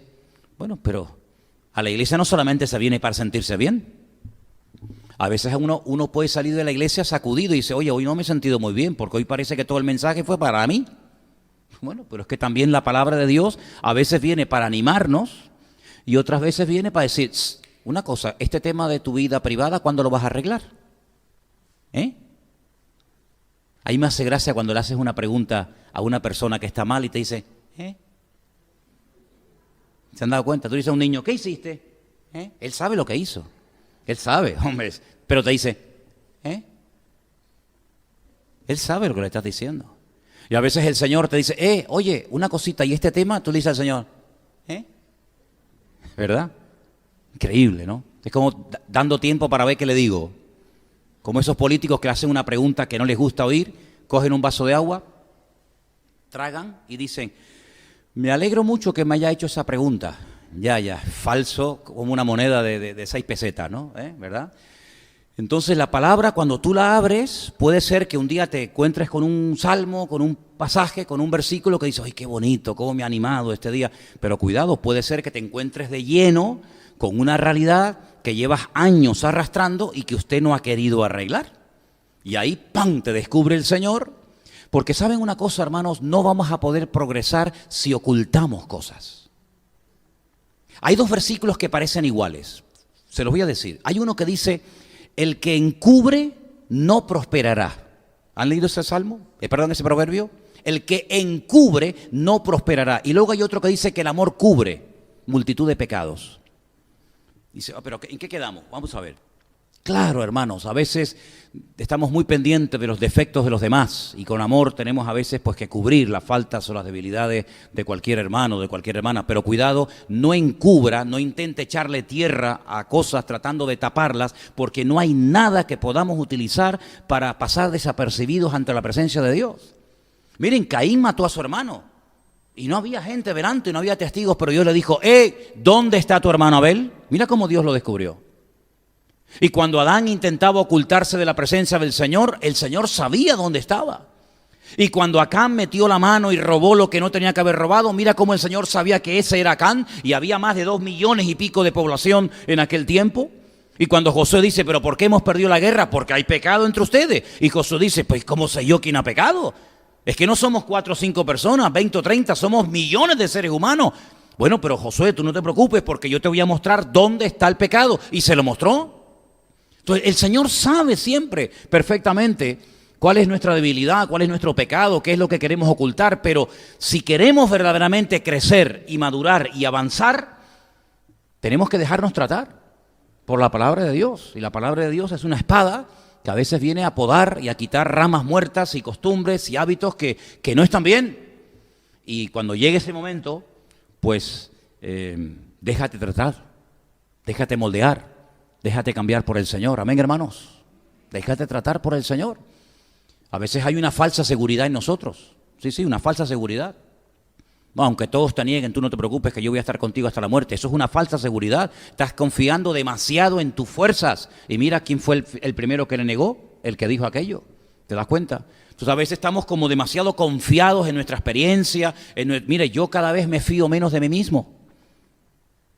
Y usted tiene que tener cada día menos confianza en usted. Usted tiene que tener toda la confianza en el Señor, pero no confiar ni en sus años, ni en su experiencia, ni en sus títulos. Mira, y como dije hace poco allí en Italia cuando estuve, ni siquiera tengo fe en mi fe. Yo tengo fe solamente en Dios y nada más que en el Señor. Y Él es el único que puede obrar en mi vida y no es mi fuerza de voluntad, no es mi experiencia, no es mi capacidad, sino es el Señor el único que me puede cambiar cuando yo le dejo a Él que me cambie. ¿Cuántos dicen amén? Porque luego hay gente que va por la vida que no quieren cambiar. Pero claro, si el Señor se encuentra con personas que le dicen frontalmente con sus palabras o con sus actitudes que no quieren cambiar, pues el Señor no se va a meter donde no lo llaman.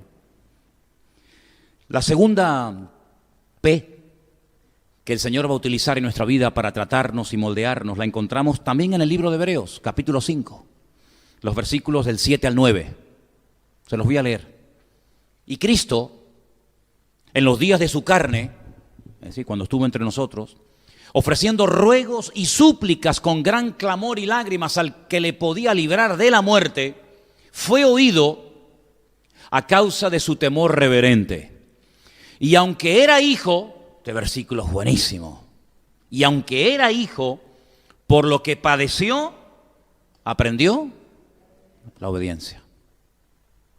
Y habiendo sido perfeccionado, vino a ser autor de eterna salvación para todos los que le obedecen. Fíjate cómo el mismo Señor Jesucristo, el Mesías, tuvo que ser tratado, probado, varón experimentado en quebrantos, decía el profeta Isaías en el capítulo 53 que sería el Mesías en el futuro. Varón experimentado en quebrantos. Increíble. Y dice que por lo que padeció, aprendió la obediencia. Porque no nacemos con esa actitud a la obediencia, sino a veces todo lo contrario. Pero el Señor se dejó tratar, Él renunció a su voluntad, ¿o no? No se haga mi voluntad, ¿no dijo el Señor? Sino la tuya. ¿Cuáles eran los sueños personales de Cristo? ¿Alguien lo sabe? ¿Cuáles eran los sueños personales de Cristo, de Él como persona? Eso era lo único, porque Él no tenía un sueño personal. Ay, a mí me gustaría tener una casita en el campo. A mí me gusta. No se haga mi voluntad. Él renunció a sus derechos. A mí me hace mucha gracia cuando la gente habla de mis derechos. ¿Pero qué derecho tenemos? ¿Qué derecho tenemos? Si dice la Biblia que el Señor nos compró y el que compra es el que manda. ¿Sí o no? El que compra es el que manda y Él nos compró a precio de sangre. Él compró nuestro tiempo, Él compró nuestro pasado, Él compró mi futuro, Él compró mi presente. Él compró mis pertenencias, Él compró mi alma, compró mi mente, compró mis hijos, compró mi familia, compró mis derechos, me compró todo. Por lo tanto, cuando yo entiendo esto, Pablo llegó a un punto que dijo, pues ya no vivo yo, porque si ya no tengo nada, pues ya no vivo. ¿Y ahora qué hago? Ahora vivo en la fe de aquel que me llamó. Ahora vivo solamente para Cristo. ¿Te das cuenta? Entonces, este hombre entendió que nacer de nuevo no es cambiar de religión, no es cambiar de iglesia, de misa al culto, del cura al pastor. No, es mucho más que eso. sino que nacer de nuevo es borrón y cuenta nueva. Las cosas viejas pasaron, pero es que muchas veces no han pasado. Lo decimos, pero no es verdad. Seguimos todavía arrastrando algunas cosas del pasado. Bueno, esto me gusta, pero es que esto también me gustaba mucho. Y queremos hacer una mezcla, queremos hacer un potaje entre lo que yo creía y yo practicaba y lo nuevo. Y el Señor dice, no, mira, vino nuevo en odres nuevos, vino viejo en odres viejos. Pero no puedes mezclar, porque en cuanto mezcles se echa a perder el vino, se echa a perder el odre, se echa a perder todo. Y la vida cristiana no es una mezcla de un poquito de budismo, un poquito de esoterismo, un poquito de cristianismo, un poquito de catolicismo, un poquito de protestantismo, un poquito de testigos de Jehová, un poquito, y hacemos ¿qué? Nada, no hacemos nada. Porque el Señor no se mezcla ni se casa con nadie. O estás conmigo o estás contra mí. Eso dice la Biblia. Es muy contundente, es muy clara, ya lo sé. Pero es que el cristianismo, si por algo se diferencia, es que no es diplomático. Cristo no fue un diplomático, no vino como embajador del Padre a tratar de ganar la confianza de Herodes, de Pilato, de los religiosos, de los pobres, de las viudas, No, él vino y fue tremendamente contundente. Todo lo contrario a lo que es un diplomático, que la misma palabra lo dice. Qué diplomático es esta persona, ¿no?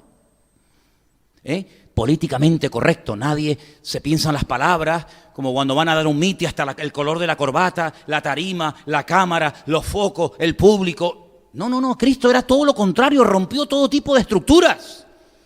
Lo invitó una vez un rey a comer a su casa y le dice, díganle a esa zorra que... ¿Cómo? ¿Pero tú te imaginas llamar zorra al rey de Israel, que era Herodes? ¿Te imaginas? El gobernador, el máximo dirigente del Imperio Romano en Judea le dice, oye, que te estoy hablando y no me contestas. Nada. Ahora sí, en cuanto le tocó el tema a la autoridad y le dijo, tú no sabes que yo tengo autoridad para soltarte o para matarte, el Señor dijo, tú no tienes ninguna autoridad sobre mi vida si mi Padre no te la da. ¿Te das cuenta? Entonces, queridos hermanos, las pruebas, las dificultades que Dios permite en nuestra vida están todas pensadas y planificadas perfectamente por la mente sabia de nuestro Dios para tratarnos donde Él sabe que necesitamos ser tratados. A veces es en el orgullo, a veces es en la impaciencia, a veces no sé lo que puede ser, pero hay tantas áreas que conforman la vida de un ser humano. Y en todas y en cada una probablemente el Señor nos va a tratar cuando Él crea conveniente. Ahora, yo lo dije una vez. Al inteligente, al que tiene comunión con el Señor, un simple gesto es suficiente. Pero al torpe, dice, ni tirándole piedras se va a dar cuenta. Corrija al sabio y sabio será más sabio. Corrige al necio y se te convertirá en tu enemigo. ¿Habéis leído ese proverbio? Es buenísimo. Te lo voy a decir otra vez. Corrige al sabio y será más sabio. Te dirá, oye, gracias, estaba equivocado. Tienes razón, oye. Yo decía que era blanco y resulta que era amarillo. O resulta que yo creía que era allí y no, es aquí. Y el sabio te va a agradecer que lo corrija. Y será más sabio. Pero corrija al necio. Ni va a cambiar y encima te va a odiar a muerte y se va a convertir en tu enemigo. Por eso dice él, no eches las perlas a los cerdos porque se te van a volver en tu contra. Hay que ser sabio y saber cuándo decir, hasta aquí llego, no digo nada más. Para no perder el tiempo. Porque el Señor muchas veces decía, no me quieren oír, Pedro coge la barca y ya viene para otra orilla. Y se iba. Y los que le echaban de aquí no valoraban el hecho de tenerlo allí al Señor y en la otra orilla lo estaban esperando y le decían, Señor, ¿dónde te has metido? Que hacía días que te estábamos buscando, ¿te das cuenta? Entonces tenemos la palabra de Dios que nos va a probar, por supuesto, es viva, es eficaz, corrige, enseña, exhorta, redarguye, convence. Tenemos las pruebas, las dificultades, pero después tenemos un tercer elemento que también está en Hebreos, capítulo 13, versículo 7.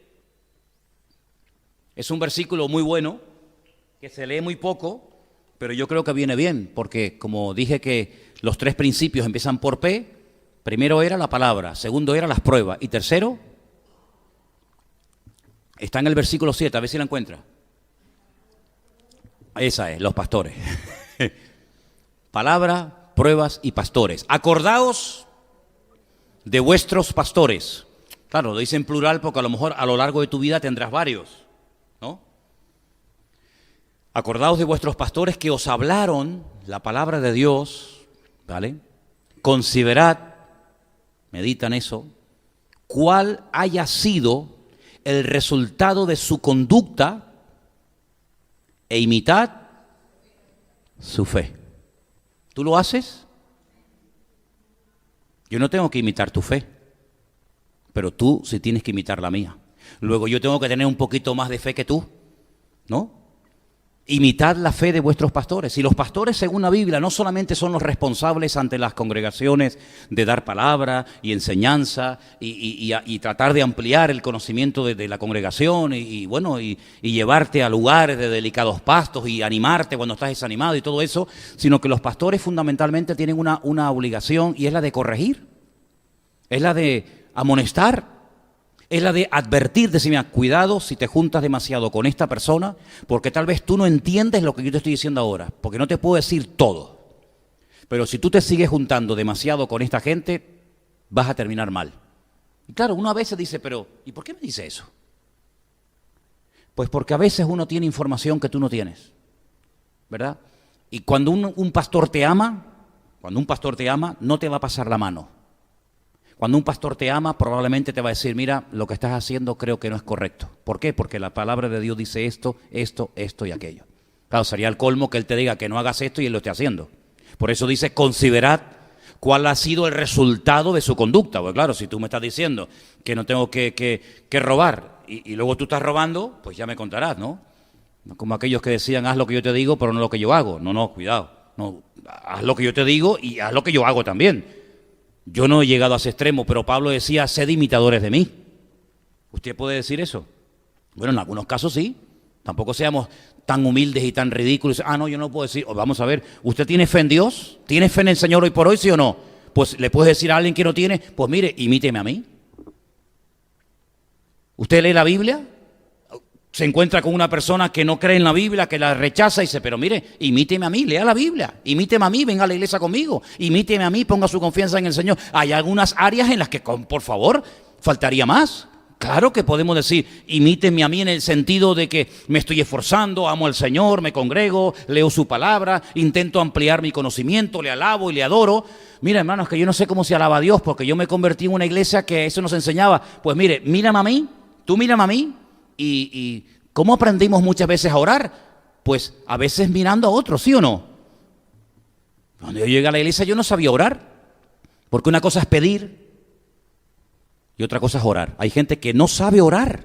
Yo les oigo, digo, ¿cómo todavía no ha aprendido a orar? Saben pedir, pero no saben orar. Orar es otra cosa. Orar es otra cosa. A veces la gente recurre a la oración para pedir, y venga a pedir, y venga a pedir, y te pido por el niño, y te pido por la tal, y yo digo, pero es que no está orando, solamente está pidiendo y pidiendo y pidiendo y pidiendo. Orar es un concepto mucho más amplio que simplemente pedir y desahogarme. Ay, qué bien me quedé, ya me desahogué. No, orar es otra cosa. Orar es otra cosa. Y cuando te levantas en una iglesia o diriges una oración en público, pues procura hacerlo bien, porque el Señor quiere que hagamos las cosas bien, con orden, ¿verdad? Y cómo se ora, y cómo se empieza, y cómo se termina. Hay formas de orar bien, ¿verdad? Entonces, los pastores, Dios nos los pondrá en el camino. Yo no sé los pastores que tú has tenido en el pasado. La verdad es que no lo sé. Porque, hombre, pastorear a una persona de cero es una maravilla, pero pastorear a veces personas que han pasado por 30 manos es como adoptar a un chico de 25 años. No es lo mismo adoptar a un niño de 6 meses que adoptar a un hombre de 30. Ya me parece que en algunas cositas me parece que ya no va a cambiar. Pero por eso es bueno que nos dejemos tratar y nos dejemos, no, es que mi iglesia, es que mi país, sí me parece muy bien, pero es que tú no estás ni en tu país ni en tu iglesia. Estás en otro país, en otro contexto cultural, en otro continente, con otras palabras, con otras expresiones, con otra cultura, con otras cosas que a lo mejor allí eran malas, aquí son buenas, lo que aquí es bueno, allí era malo. Entonces es cuestión de saber adaptarnos también. Pablo era un experto en saber adaptarse a las culturas. Pablo llegaba y no tenía ningún reparo en trabajar con gentiles. Hay gente que lo saca de su contexto, de su denominación y se pierde, no saben. No alaban como yo y mira lo que dijo y por qué levantó las manos. Bueno, hijo, si tú quieres servir al Señor, adáptate a comer lagartos. No, es que yo solamente como caviar porque yo me crié toda la vida comiendo caviar y faisán. Pues me parece bien. Entonces usted no podrá ir nunca a otro continente donde comen ratas. Es que no me gustan, pues no sirves para misionero. Perdona que te lo diga. Es que a mí países muy calurosos no me gustan, pues vaya usted entonces al Polo Norte a evangelizar los esquimales. Es decir, una persona tiene que tener la capacidad, por amor a las almas perdidas, de adaptarse a donde va y no pretender que donde va se adapten a ti. Ese es un principio fundamental. Por eso hay creyentes que a veces me llaman la atención. Hace unos días me decía una persona que vino por aquí, yo estoy buscando una iglesia como la mía en mi país. Digo, pues no la va a encontrar. No siga porque no la va a encontrar. Porque si usted quiere una iglesia como la suya, se tendrá que ir a su país. Esta es otra iglesia, con sus pros y con sus contras. Entonces, ¿yo cómo me voy a ir yo, por ejemplo, a Colombia, me voy a ir a Japón, me voy a ir a cualquier país del mundo y voy a buscar una iglesia como la mía en Tenerife? Es que no hay dos iglesias iguales. Esto es como los hijos. Además, le voy a decir una cosa, ¿no será a veces necesario que busquemos algo diferente? ¿No será a veces importante y bíblico y correcto que el Señor te diga, no, pero aprende a moverte en otros ambientes, no siempre en tu ambiente, sino aprende a adaptarte con otras culturas, con otras comidas, con otro folclore, oye, eso también enriquece a las personas. Pablo decía, yo con los gentiles, y con los judíos, judíos. Y a todos me adapto, ¿para qué? Para llevarlos a Cristo. Y por eso Pablo llegó a ser una persona muy usada por el Señor, no como Pedro, que dijo, para mí, ustedes saben que para mí como judío me resulta muy violento, muy desagradable entrar y comer a casa de gentiles. Bueno, pues ya no fue más.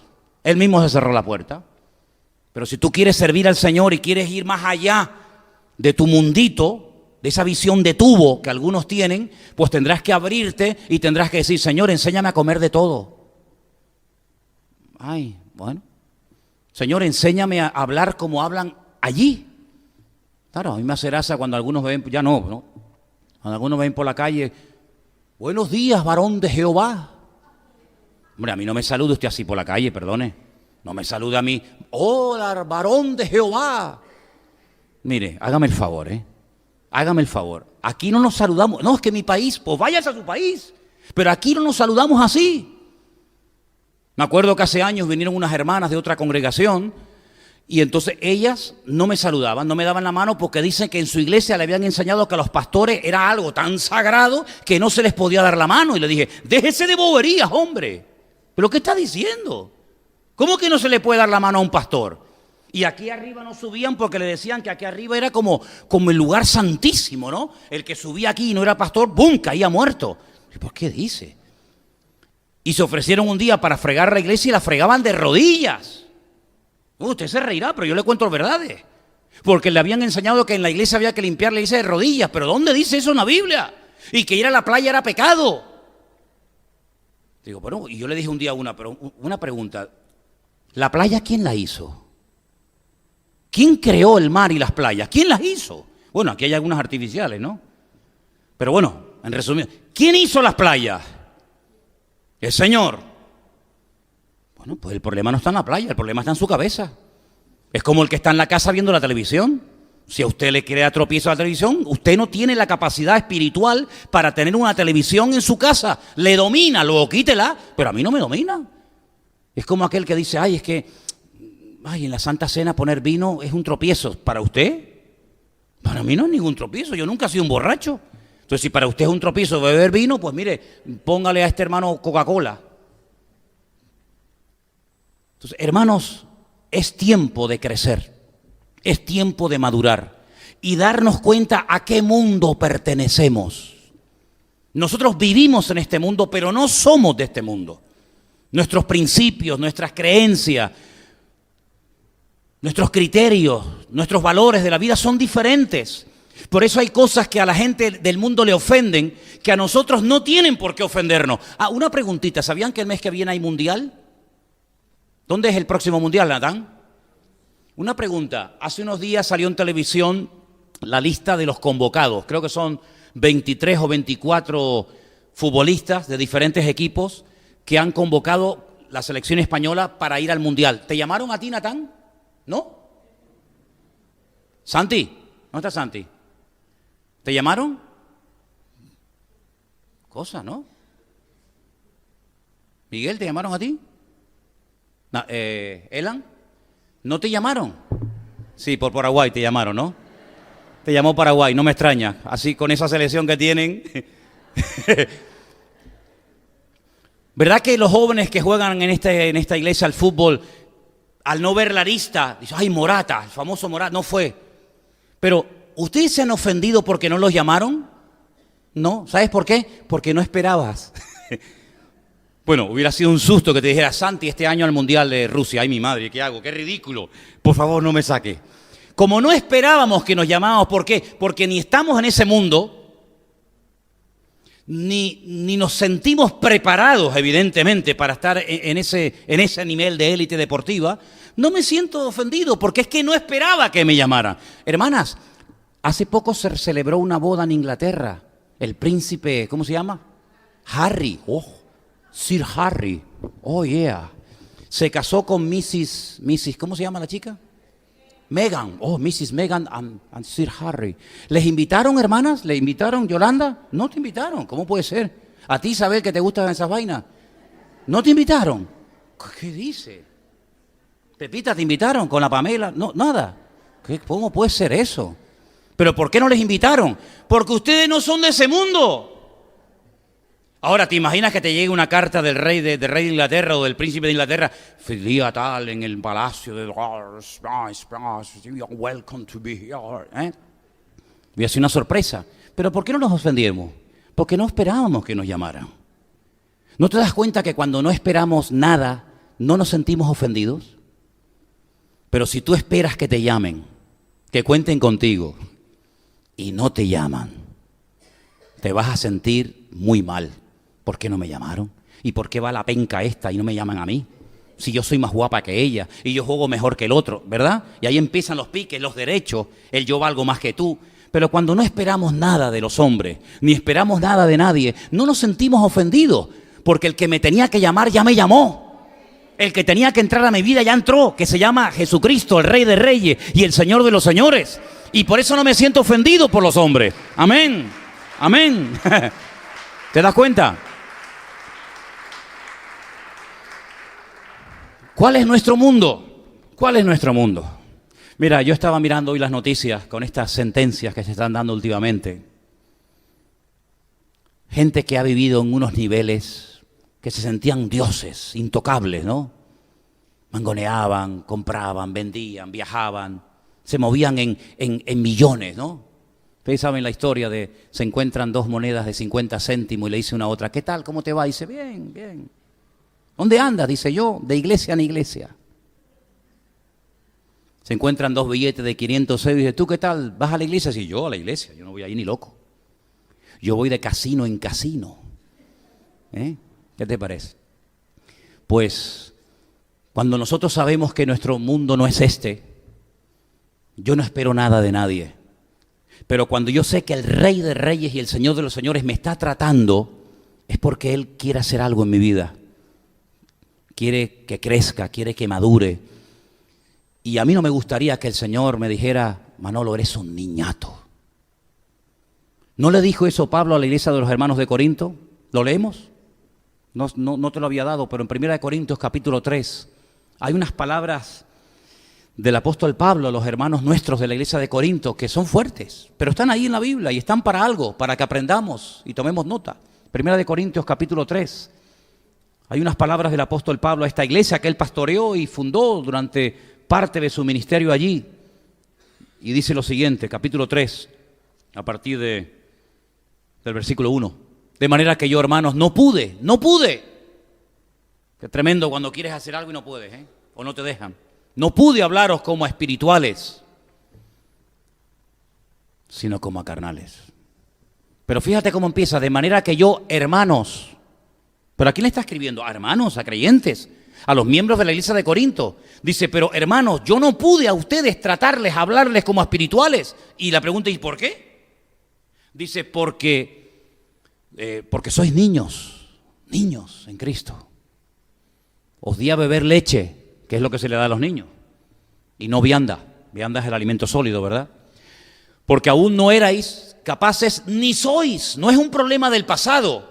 No, es que seguís igual. No es que no erais capaces, es que tampoco sois capaces en la actualidad. Porque aún sois carnales. Y ahora, claro, uno dice, pero bueno, vamos a ver qué pasa, que Pablo la tenía cogida con ellos. Como cuando decíamos, no, es que el profesor la tiene cogida conmigo. Ya, siempre contigo. No hay otro más que tú, ¿no? No, Pablo no la tenía acogida con los corintios. Pablo amaba a los corintios. Él dice que no les amo. Dios sabe si les amo o no les amo. Claro que les amaba. Dice, pero es que el problema es que entre vosotros hay celos. Upa, feo es eso, ¿eh? Contiendas, disensiones. No sois carnales y andáis como hombres. Es decir, vuestra fe no ha cambiado vuestra forma de comportaros ante el mundo. Al contrario, vuestra forma de vivir anula vuestra fe. Sí, por una parte estáis en la iglesia, venga a hablar en lengua y venga a profetizar y venga. Y sin embargo después vuestra conducta deja mucho que desear. Sois carnales, hay celos, hay envidias, hay contiendas, hay disensiones entre vosotros. Dice, y estáis andando como ¿qué? Como carnales. Es decir, la carne, el ego, ¿verdad?, domina a toda la parte espiritual. Sabéis que hay una lucha entre la carne y el espíritu. En Romanos capítulo 8 podéis leerlo, 7 y 8, 2 capítulos extraordinarios. Pero cuando domina la carne, los celos, la envidia, ¿verdad?, los malos pensamientos, las malas actitudes, es la carne la que está prevaleciendo por encima del espíritu. Y Pablo dice, y en vuestro caso es la realidad de la iglesia. Dice, sois carnales. Diciendo uno, yo soy de Pablo, el otro, yo soy de Apolos. ¿No sois carnales? ¿Pasa aquí eso cuando yo salgo de viaje? ¿Quién va a predicar? Ay, no me diga. Ay, qué bueno. ¿Pasa eso? Ustedes sabrán si pasa o no. Pero en la iglesia de Corinto pasaba. Luego ustedes no están vacunados contra esa actitud, porque es la misma.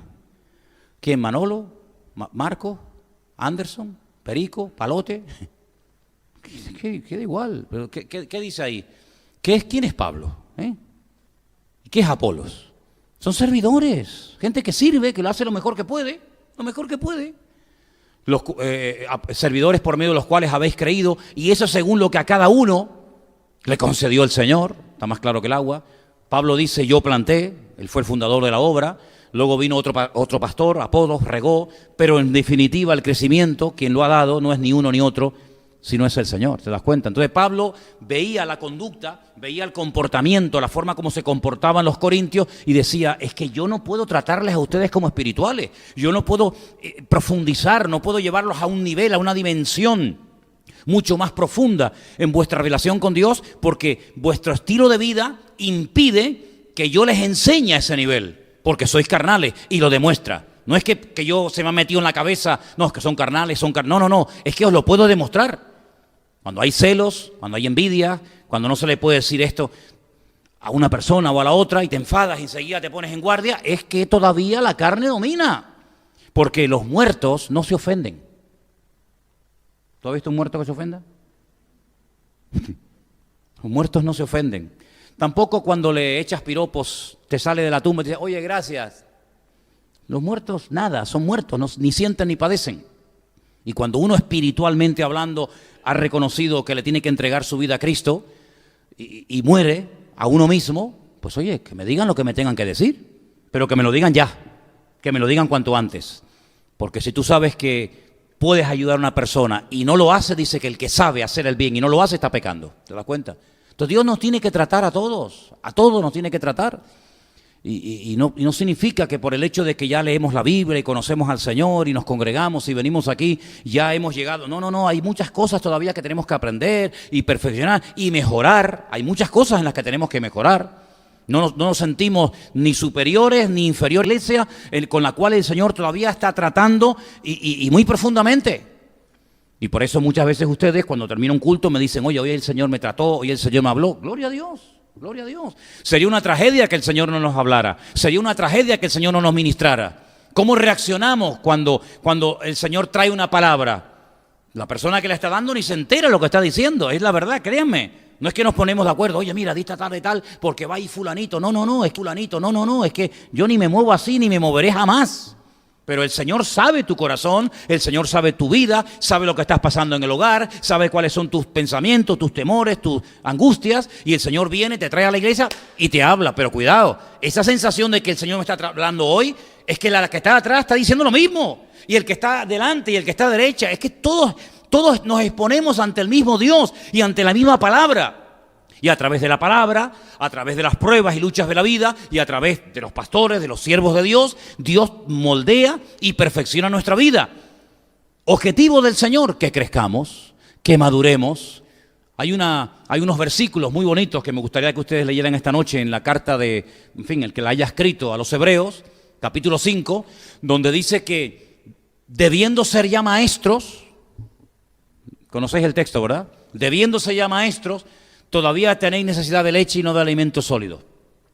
Y entonces una de las cosas que dice el autor de esa carta es que ya por el tiempo y por la práctica ya tenían que haber alcanzado un nivel superior. Debiendo ser ya maestros, ahí está, después de tanto tiempo, tenéis necesidad de que se os vuelva a enseñar cuáles son los primeros rudimentos de las palabras de Dios. Habéis llegado a ser tales que tenéis necesidad de leche y no de alimento sólido, porque debiendo ser ya maestros después de tanto tiempo, fíjate qué palabra, ¿no? Después de tanto tiempo, sí, los tiempos, saber adaptarnos a los tiempos. Cuando yo era niño, ¿qué dice Pablo? Pues yo hablaba como un niño. Yo no siempre tuve esta voz, no siempre tuve esta estatura. Yo tuve durante mucho tiempo, no un complejo, porque yo la verdad es que nunca me sentía acomplejado de nada, pero yo era el más pequeño de mi equipo de fútbol, yo era el más pequeño de mi clase. Yo tenía la cosa de que yo no crecía y los demás crecían. Yo no tenía pelos por ningún lado, todos los demás eran gorilas. Yo terminaba el partido de fútbol, nos íbamos a las duchas y yo miraba a todos aquellos y decía, madre mía. Y yo le decía a mi padre, papá, ¿por qué no me salen pelos por ningún lado? Yo me he cortado pelo de la cabeza y con cinta adhesiva me lo ponía en el sobaco y en otras partes. Te lo digo de verdad, te estoy confesando un secreto. Porque me daba vergüenza ir a la ducha, y era lampiño, y yo veía aquellos tan grandes, pelos por todos lados, y yo no tenía pelos por ninguna parte. Y mi padre me decía, ya crecerás, tranquilo, ya crecerás. Y tenía toda la pared llena de rayas porque yo decía que yo no crecía. Y Pablo dice, cuando yo era niño, pues yo hablaba como un niño, y yo también, y todos los que hemos sido niños, hablábamos como niños, pero llegó un momento en el que ya pasamos esa etapa. ¿Te das cuenta?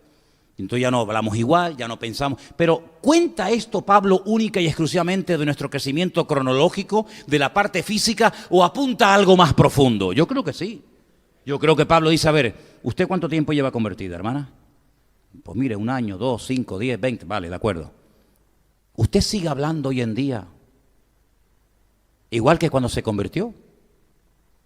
No puede ser que un hombre de 30 años tenga la misma edad de un niño de 8 años, tenga la misma voz de un niño de 8 años. Aquí pasa algo. Hay hombres que hablan así, hola hermana. Pero hombre, eso no es normal, ¿verdad? Eso no es normal. Lo normal es que la voz cambie. Y que tu forma de hablar, de pensar, de reaccionar, de orar, de interceder, de predicar, de estudiar, tiene que cambiar. Tiene que haber un crecimiento en mi vida. Tiene que haber una madurez. Yo no estoy tan pendiente de que, ay, no me saludó el pastor, es que ya no me importa si me saluda o no, que yo no vengo aquí para que este hombre me salude. ¿Por qué me tiene a mí que saludar? Yo estoy aquí para estar pendiente, ¿habrá venido alguna persona nueva? Oye, mira, aquella chica es nueva, aquel señor es nuevo, aquel joven no. Pues yo me voy a acercar aunque no me lo digan. Hola, ¿qué tal? ¿Cómo estás? ¿Cómo te llamas? ¿Por qué? Porque ahora tengo otra visión de la vida. Ya no soy yo el centro. Ay, a ver que no me saludó nadie. Pues hijo, pues muévete y saluda a los demás. Es que no cuentan conmigo, pues cuenta tú con los demás, ¿verdad?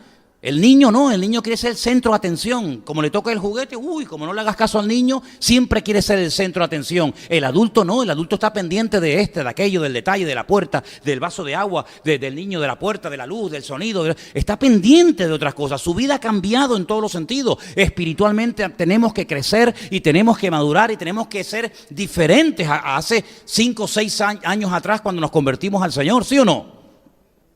¿Todavía te cuesta orar? Pues hijo, pues tienes un gran problema. Mira cómo no te cuesta ir a trabajar. No, pero orar, pues entonces usted no ha crecido, discúlpeme. Pues dígale a alguien, ¿me podrías enseñar a orar? No te dé vergüenza, es que los discípulos ya eran gente grande y le dijeron a Cristo, Señor, mira, nos hemos enterado que Juan el Bautista le enseñaba a los discípulos a orar. ¿Y? ¿Tú nos podrías enseñar a orar a nosotros? Sí, mira, vengan para acá. Y les dio un curso acelerado de cómo orar.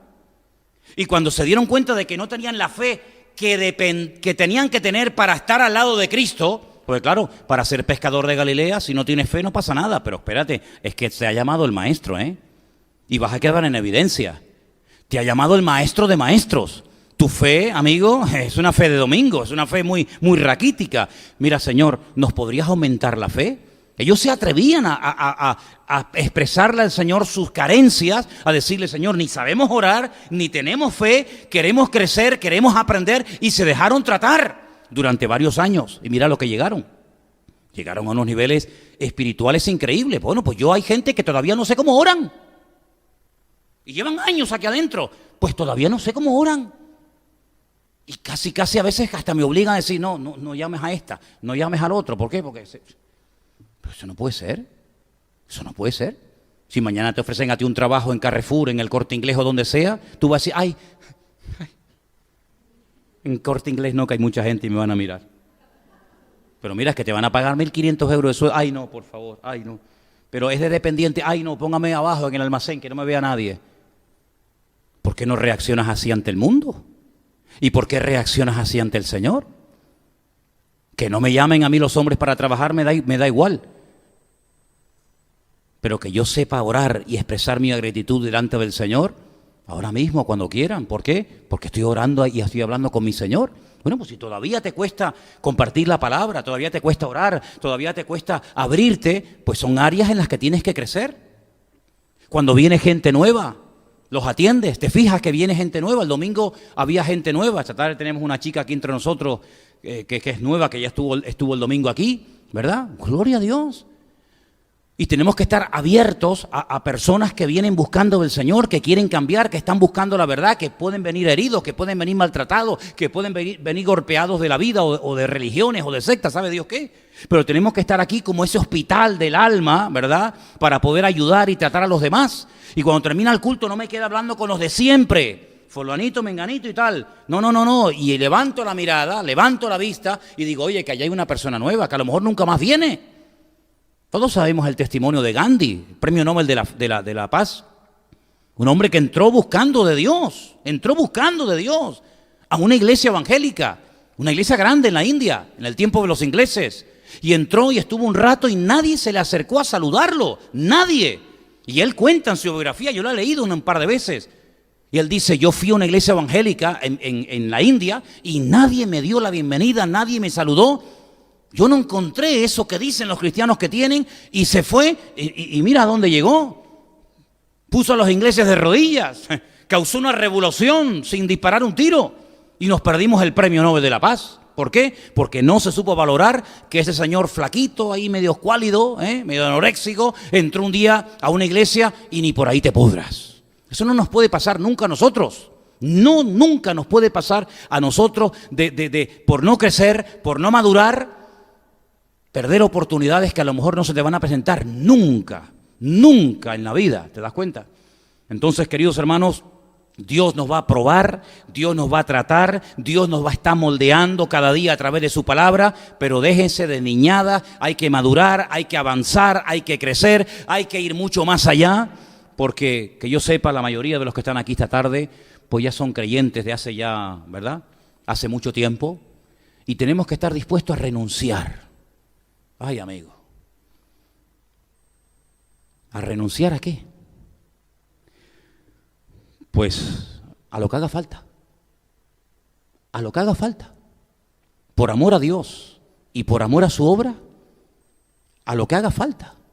Si el domingo vienen 40 personas nuevas y ocupan los asientos que ustedes siempre ocupan, te aguantas. Gloria a Dios que alguien ha venido y ha llenado la iglesia y se ha sentado en mi trono. En mi trono. ¿Qué trono tienes tú? Tú no tienes trono ni reina, ni nadie que te comprenda. Tú tienes al Señor que está sentado en su trono. ¿Sí o no? Que el Señor, que viene gente nueva y nos ocupan todos los aparcamientos. Gloria a Dios. Pues te vienes caminando. Si tanto dices que amas a Dios y si no pagas un aparcamiento, ay, que es muy caro, pues ¿qué quieres que te diga? ¿Sí o no? Y si venimos a la iglesia y resulta que no sé, que el pastor o los hermanos le hacen más caso a los nuevos que a mí, pues que ya te he hecho mucho caso ya. Yo ya te he hecho mucho caso. Yo ya te he hecho mucho caso durante años. Déjame que atienda a los nuevos. Déjame que me vuelque por los que están buscando del Señor. Tú ya estás en el redil, tú ya estás apuntado en el libro de la vida. Tú ya estás en el saco, permíteme la expresión. Pero a lo mejor hay gente que a lo mejor viene y oye, y es la primera o última vez, o lo mata un coche al salir, yo qué sé, lo que te digo, fíjate. Entonces, estar pendiente de la necesidad ajena, eso es una señal de madurez y de crecimiento espiritual. ¿Cuántos dicen amén? Y el domingo voy a leer algo que no sé por qué.